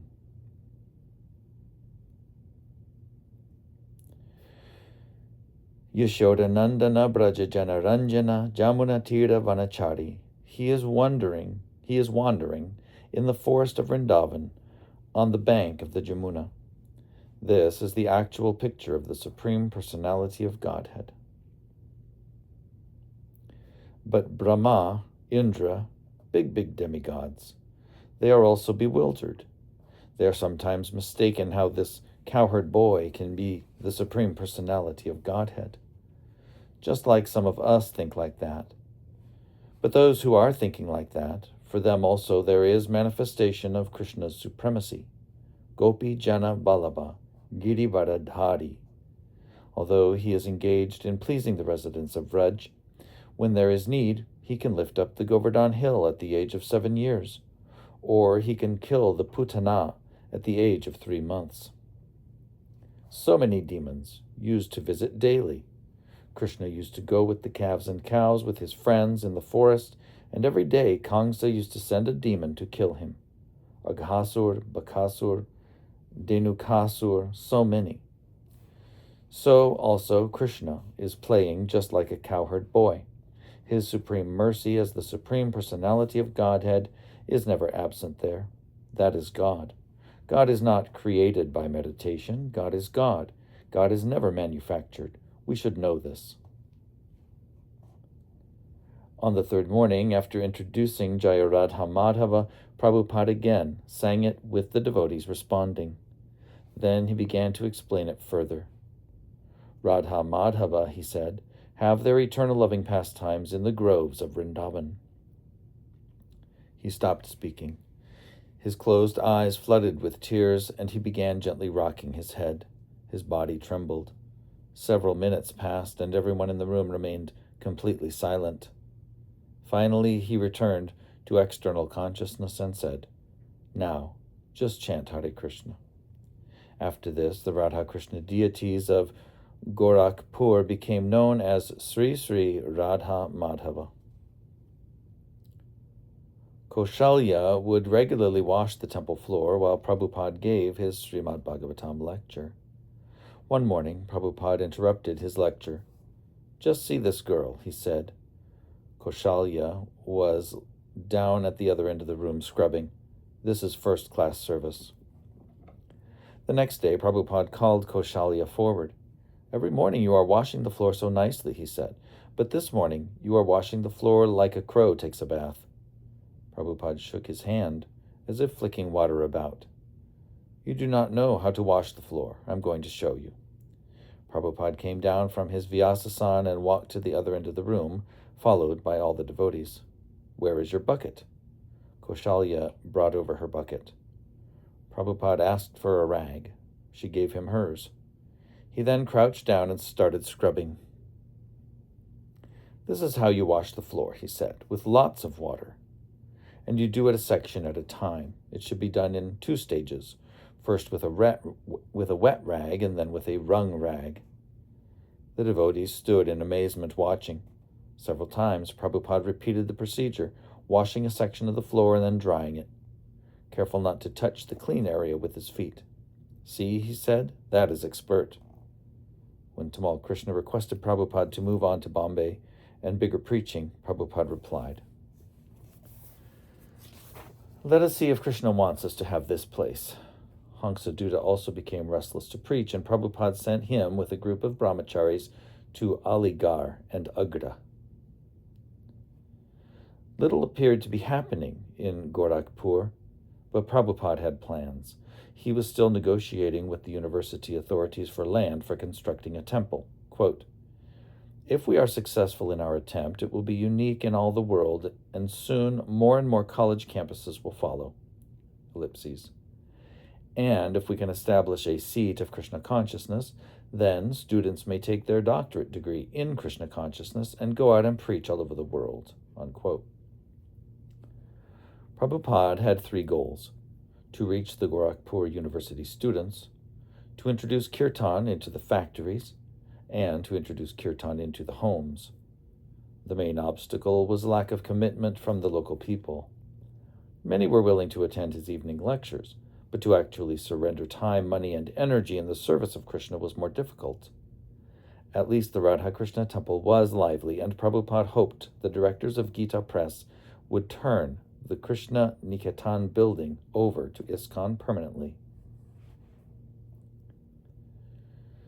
Prabhupada continued lecturing morning and evening. For 3 consecutive evenings he spoke on a single verse of Chaitanya Charitamrita, defeating the Mayavad arguments that the absolute truth is ultimately impersonal Brahman. The Mayavadi philosophers say that the absolute is impersonal and that there is no different energy. So Chaitanya Mahaprabhu's challenge is that the absolute truth has got multi-energies. Suppose someone has a big business, a big factory. So if the proprietor says, I am all-pervading over this factory, that is correct. Take, for example, Birla. They say Birla's factory. Birla's name is there. Although Birla is a person and he is not personally present in that factory, everyone says Birla's factory. That means Birla's money, Birla's energy is there. If there is any loss in that factory, the suffering goes to Birla.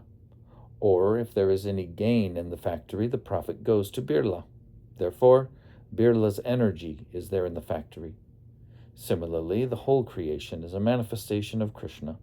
Everything there is Krishna, his energy. He is represented by his energy. that is called simultaneously one and different. Achintya Beda Beda Tattva. Discussing preaching in America, Prabhupada said the Western world was 99% in the modes of ignorance and passion. Although America was the richest nation on earth, its youth were becoming hippies, much to the dismay of parents and government leaders. So, despite their wealth, they were unhappy. They were ripe, however, for understanding spiritual knowledge. This is the causeless mercy of Lord Chaitanya. Now you can see that these boys, when they are chanting, how they are in ecstasy. They are immediately on the transcendental platform. Not only here, everywhere they are chanting, in every temple. The advantage of these boys and girls is that they have no hodgepodge in their head. They directly accept Krishna as the Supreme Personality of Godhead, and they directly accept the instruction of Lord Chaitanya. Therefore, they are making advancement. Their fortune is that their brain is not congested with hodgepodge ideas. They have given up all other occupations and accepted Krishna as the Supreme Personality of Godhead. So, in India, we can also do that. What is the difficulty? We must do this. Just accept this. Krishnastu Bhagavan Swayam. Footnote. Krishna is the Supreme Personality of Godhead. Srimad Bhagavatam 1:3-28. And surrender to him. Prabhupada celebrated the appearance day of Srila Bhaktisiddhanta Saraswati in Gorakhpur. At the morning gathering, he said, "We should honor this day and very respectfully pray to Bhaktisiddhanta Saraswati Goswami that we are engaged in your service, so give us strength, give us intelligence. We are being guided by your servant." So, in this way, we have to pray. And I think in the evening we shall distribute prasadam. There will be so many guests coming, so they can be distributed prasadam. Prabhupada said life members and other friends should be invited for the flower offering at noon. One of the devotees asked about the feast. Prabhupada: feasting means puri and halwa, and a vegetable and chutney. That's all. 4 things. Make it simple. Tamal Krishna: Prabhupada, you want us to offer a feast to your Guru Maharaj at noontime, a special plate of feast? Prabhupada: not a special plate. The process is that whatever we offer to the deity, that is offered to Guru, and Guru offers to his Guru. In this way it goes to Krishna. We don't directly offer to Radha Krishna. No, we have no right. Nor does Krishna accept in that way. The pictures of the acharyas, why are they there? Actually, you have to offer the plate to your Guru, and he will offer to his Guru. He offers to his Guru, his Guru. In this way, it will go to Krishna. That is the process. You cannot directly approach Krishna or predecessor acharyas. That is not possible.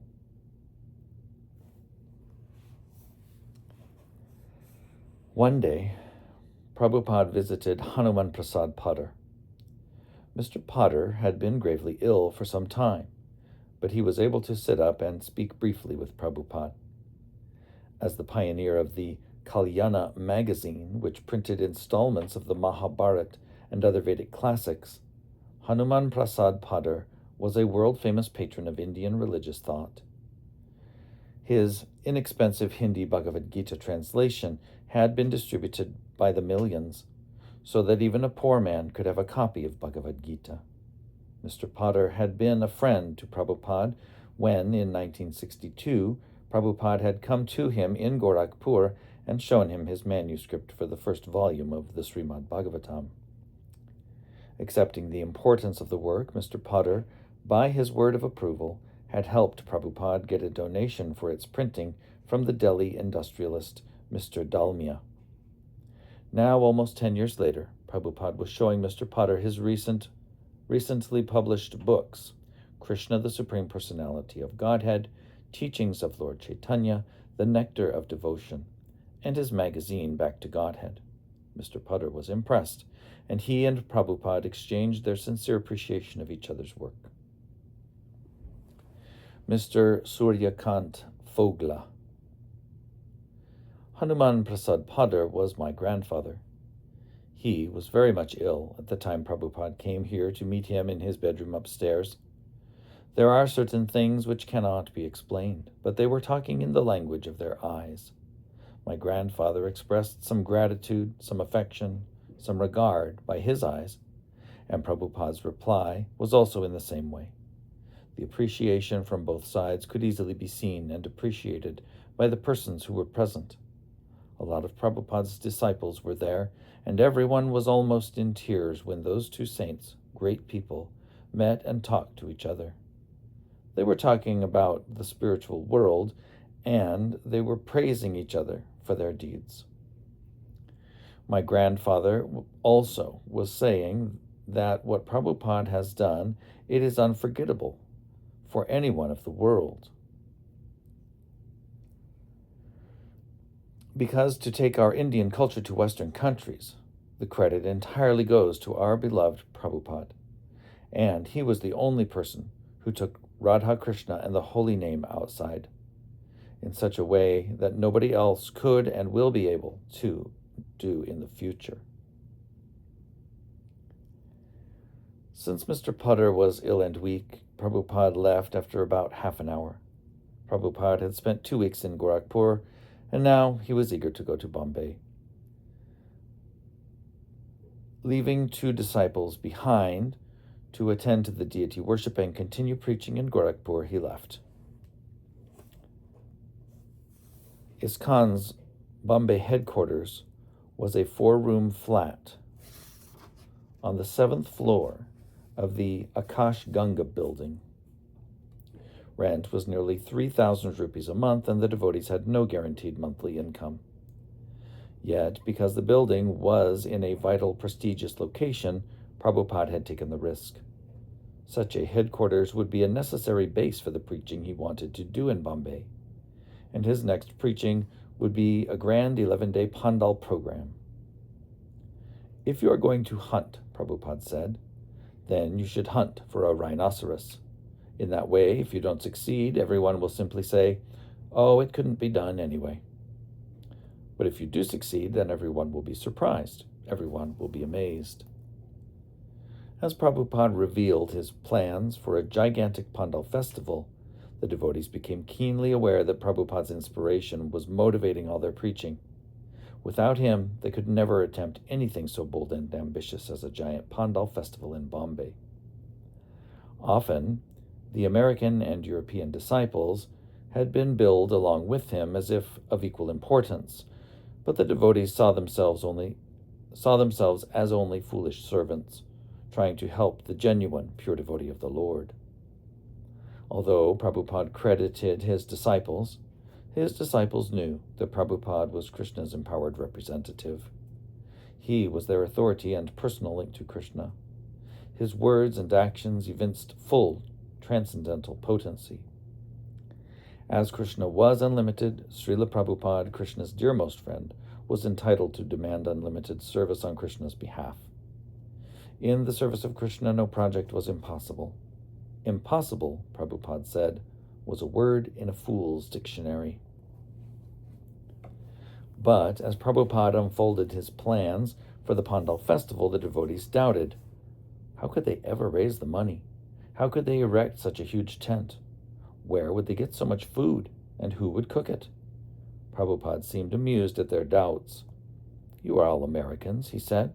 "So what is the use of being American unless you do something wonderful?" A Bombay Pandal, Prabhupada said, would be the perfect way to link America's ingenuity with India's spirituality. He gave the example of a blind man and a lame man. Although separately they are helpless, by cooperating, the blind man carrying the lame man on his shoulders and the lame man giving directions, the two can work successfully. America, because of materialism and ignorance of God, was blind, and India, because of foreign invasions, poverty, and misinterpretations of Vedic knowledge, was lame. America had technological advancement and wealth, and India had spiritual knowledge. The job of the Krishna consciousness movement was to combine the two strengths and uplift the world. And one practical application would be the Bombay Pandal Festival. Prabhupada divided the work, assigning Shyamasundar to publicity, Tamal Krishna to the Pandal arrangements, Giriraj to fundraising, and Madhudwisha to the scheduled programs on stage. Catching Prabhupada's spirit of shooting the rhinoceros, Shyamasundar organized a massive publicity campaign with giant posters and banners strung across the streets announcing, His Divine Grace A.C. Bhaktivedanta Swami Prabhupada will speak in English language about the science of God. Prasadam distribution and bhajan singing will be led by his American and European bhaktas. Hare Krishna Festival at Cross Maidan, March 25th to April 4th. Giriraj. Srila Prabhupada took Bombay by storm. The whole city was alive with excitement about the Hare Krishna festival. We had banners at all the major intersections in Bombay. We had posters up on all the walls, many posters on every wall, and we had very big advertisements in the newspaper with a beautiful picture of Srila Prabhupada superimposed over a globe and the words, Bhagavat Dharma Discourses, a Hare Krishna Festival, World Preacher of Bhakti Cult, His Divine Grace A.C. Bhaktivedanta Swami. Day by day, the momentum grew more and more, and every day something new was happening. Finally, in the last 2 days, we got a huge billboard at Victoria train station, the busiest intersection of downtown Bombay. By then, everyone knew so much. Everyone knew so much about the festival and where it was going to be, and everything that all this billboard said was Hare Krishna in huge letters. By then, everyone knew. So just these 2 huge words, Hare Krishna, was enough. Then Shyamasundar had arranged for a big helium-filled balloon that was attached to a very long rope at the Cross Maiden site. That balloon just hovered over the city, and there was a streamer attached to the balloon saying, Hare Krishna Festival. It was real American ingenuity, flair, and dynamism. Inspired by Shyamasundar's lead and taking up a spirit of competition, the other devotees worked at their projects with great enthusiasm.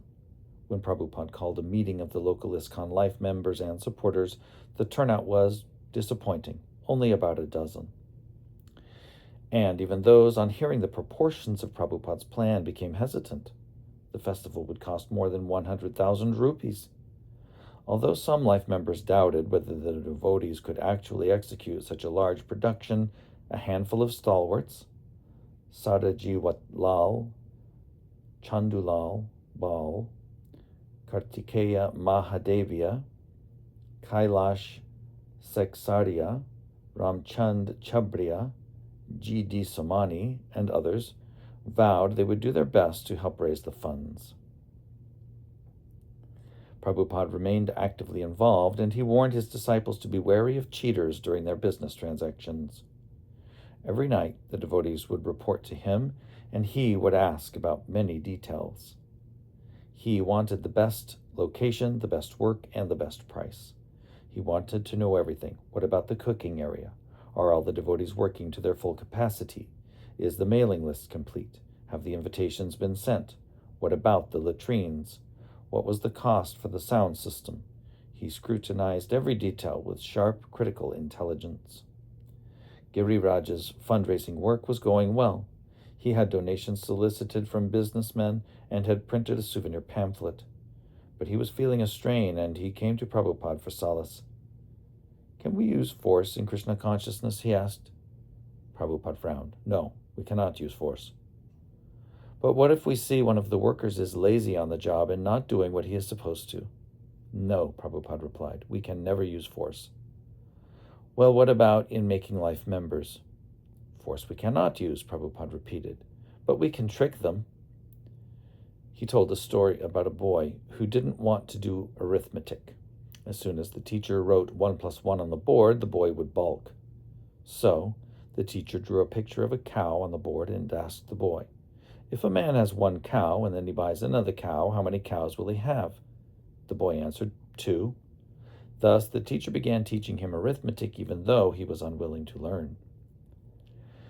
So, people may be averse to serving Krishna, Prabhupada explained, but we can trick them and get them to serve without their knowing it. But we can never use force. These people are all businessmen. They are always calculating profit and loss. But they are also pious, and they want to go to Krishna. So you have to convince them that by giving this money, they will gain so much by coming closer to Krishna. And that is the truth. When they are convinced, then they will give. Prabhupada had ordered from Jaipur 2 sets of large white marble deities, paid for by a donation from R.D. Birla. One set was to be installed in the Bombay temple and the other worshipped at the Pandal, and later sent to one of the temples in the west. But the devotees were anxious that the deities be finished and shipped on time, and there were other sources of anxiety right up until the very day of the festival. Pandal construction, prasadam distribution, seating arrangements, sound systems. Whether these things would be ready on time and whether there would be enough money remained uncertain. But under Prabhupada's direction, the devotees worked steadily with firm faith in Krishna. And all turned out successful, with 10,000 people attending the first day and 20,000 that night. The devotees, including those just arrived from the west, numbered about 100, and the large stage easily accommodated them, with ample space for dancing kirtans.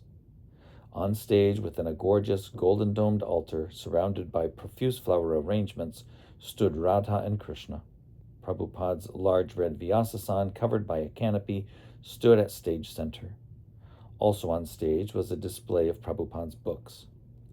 The tall and spacious pandal, built to hold more than 30,000, was lined with fluorescent bulbs, and the stage glowed with colorful flashing lights. The program was kirtan, prasadam, a lecture, and slides, more kirtan, and more prasadam. And the Bombayites, devotees at heart, despite their sophistication and westernization, loved these very things, Radha and Krishna, kirtan and prasadam.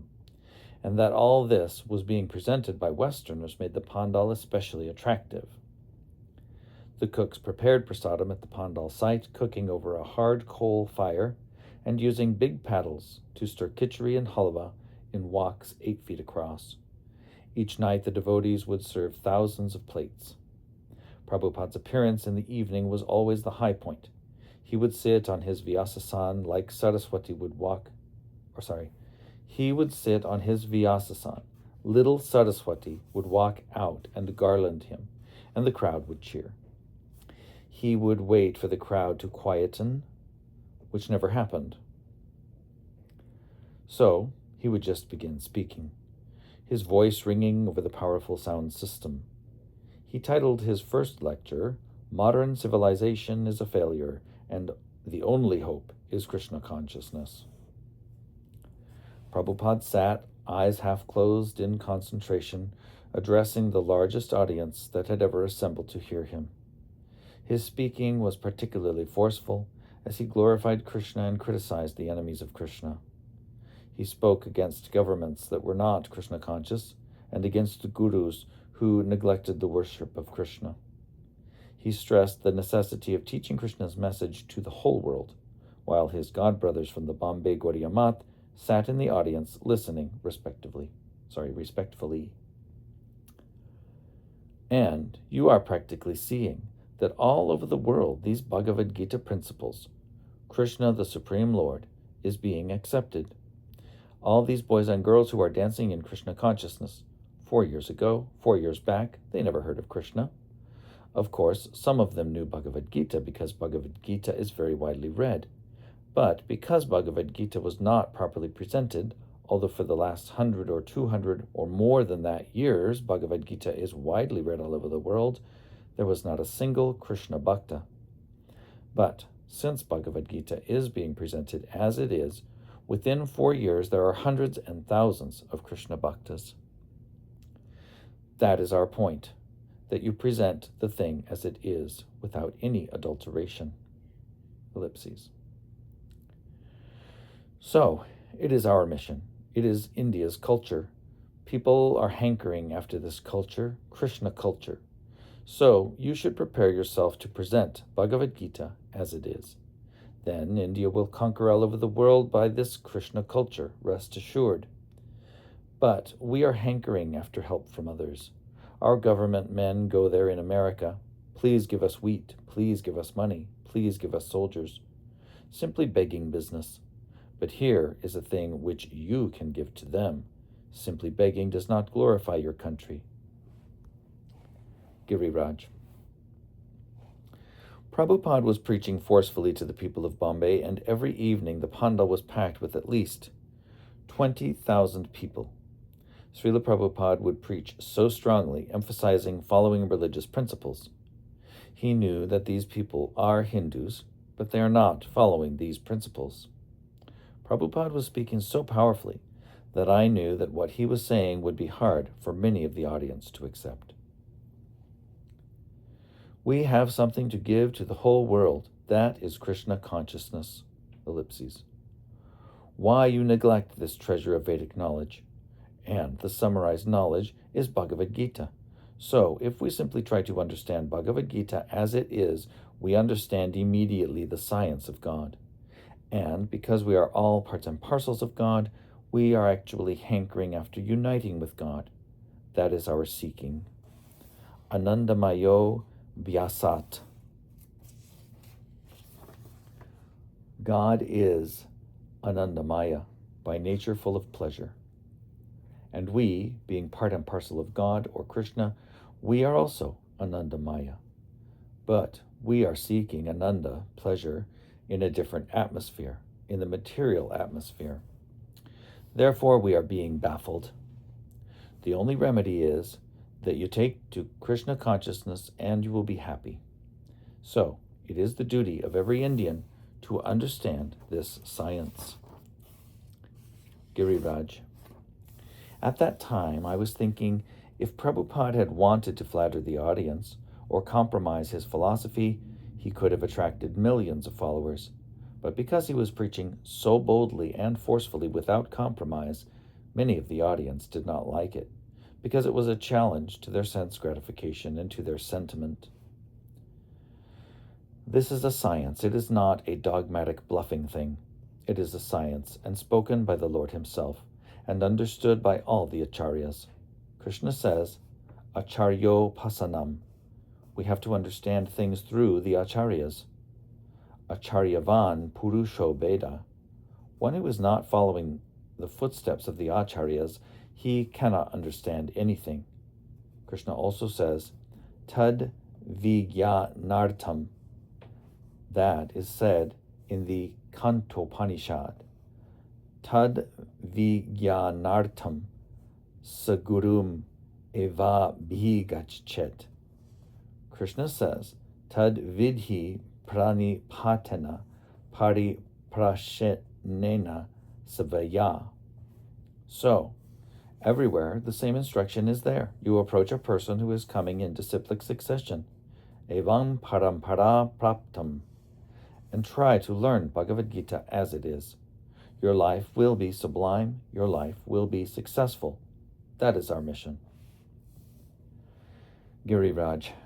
The fact is that people were wild about Prabhupada and ISKCON. One night, we showed slides of the Rath Yatra in San Francisco, and the audience was going wild. In front of 10,000 people, Prabhupada announced that we will hold Jagannath Rath Yatra in Bombay, and everyone started to cheer and applaud. Day after day, the Pandal festival was a success. Bombay's most important citizens came and were impressed. White-shirted businessmen and their well-groomed wives joined in the chanting. For hundreds of thousands of Bombay citizens coming to the Cross Maidan to attend an evening Pandal program was easy enough. Some were intent on listening to the lecture and inquiring deeply into devotional service. Others came mostly to see the deity, take prasadam, or appreciate the kirtan. In any case, A.C. Bhaktivedanta Swami Prabhupada and the Hare Krishna devotees were a refreshing addition to the life of the city. It was the biggest public event in Bombay. One evening, Prabhupada conducted a Vedic marriage ceremony and an initiation before thousands of people. The marriage was arranged between Vegavan, who was Swedish, and Padmavati Dasi, who was Australian. They completely enchanted the whole audience. she with her ornate red sari and Indian jewelry, including a nose ring, and he with his nice white dhoti and kurta and clean-shaven head. 6 brahmacharis were initiated at that time also. Giriraj. The audience was impressed. First of all, they were amazed just to see foreign devotees, foreign sadhus. Then, on top of that, to see them being initiated, and even more than that, being married in front of 10,000 people, it was overwhelming. So, during the ceremony, as Srila Prabhupada made the boy and girl husband and wife, he mentioned that she was from Australia and he was from Sweden. Then Srila Prabhupada said, "This is the real United Nations." And everyone burst into applause. It was the most glamorous, wonderful program. The final night of the festival, the devotees carried the deities of Radha and Krishna in a palanquin to the seaside. Prabhupada spoke and held kirtan before a crowd of 25,000. The next day, the Indian Express reported, "Fitting finale to Hare Krishna festival." Quote, "It was a grand fitting finale to the 11-day Hare Krishna festival, which attracted thousands of devotees at Cross Maidan in South Bombay. The decorated murtis of Radha and Krishna were taken in procession on a regal ratha from the venue through Dirgom Road to Chowpatty in the evening. Dozens of Nam Sankirtan mandals from all over the city spearheaded the procession with loud and ecstatic chanting of the Hare Krishna Mahamantra, followed by His Divine Grace A.C. Bhaktivedanta Swami Prabhupada in an elegant horse-drawn coach chanting. Crowds chanted Hare Krishna on the roadsides as the rath was pulled by devotees along the route.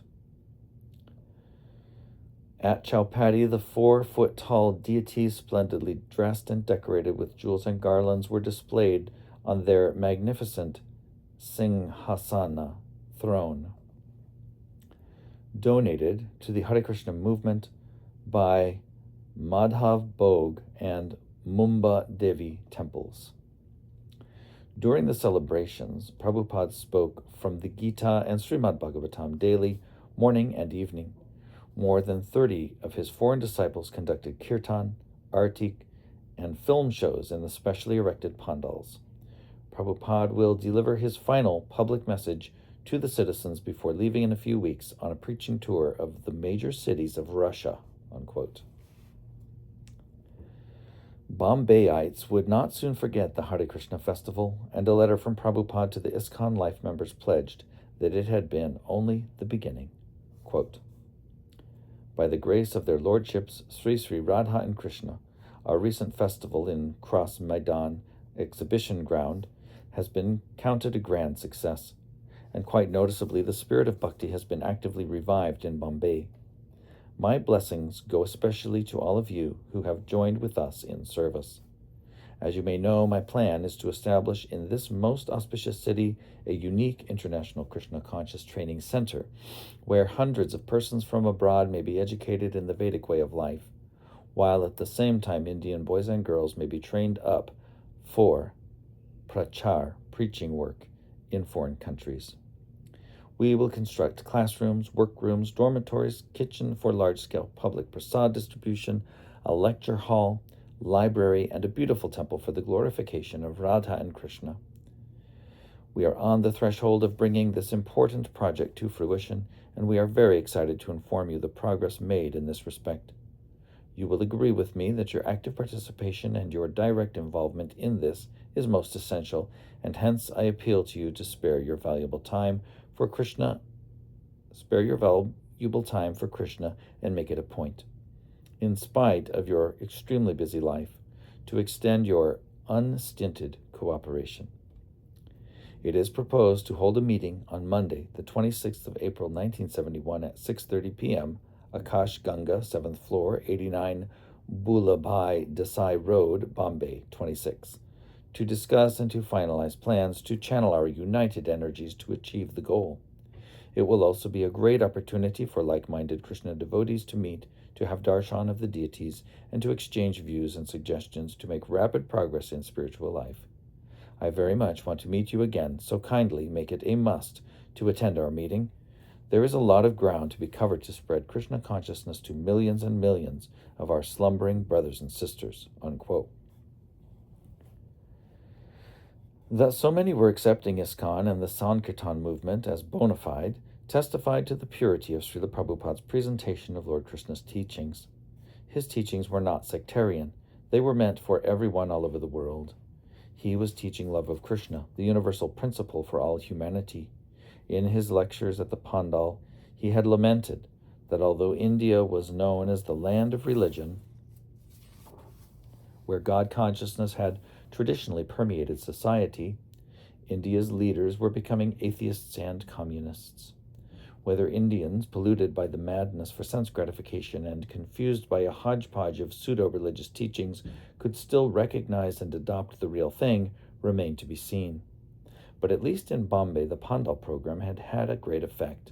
Of that, Prabhupada felt satisfied. The program had been the same program he had introduced everywhere: chanting, dancing, taking prasadam, worshipping the deity, hearing about Krishna. It was Lord Chaitanya's program, adapted slightly according to the particular circumstances, but Lord Chaitanya's program nonetheless. This Sankirtan was the only possible remedy for the disease of modern society. Yet, people were reluctant to take the remedy. Prabhupada, therefore, had labeled the bottle. The medicine was unchanged, but he had labeled it attractively: a gala evening of entertainment, music, and refreshments, featuring the youth of America and Europe transformed into Vaishnavas. The labeling was simple, non-deceptive. Everyone in Bombay knew well that the Hare Krishna Pandal festival was a product of their own Vedic heritage. They were fully aware that the Hare Krishna leader was a great acharya in the ancient tradition, but it had come to them in such a spectacular and attractive way that they had become caught up in it. Madhudvisha. No one really thought Prabhupada was leaving India. In India, Prabhupada was the cutting edge of the whole movement. He was the force. Things were moving because of Prabhupada. In the Western world, Prabhupada would give the idea and the devotees would expand on it. Prabhupada was the overseer, but he didn't have such an integral active part in the West. But in India, Prabhupada was right in the thick of it. He was checking the accounts. He was so much involved in the Indian scene that Rishi Kumar, the Bombay treasurer, would have to go to Prabhupada every other day and show him the accounts. He was very much involved in everything. The whole movement in India depended on Prabhupada. Because of this, no one thought that Prabhupada would really leave us.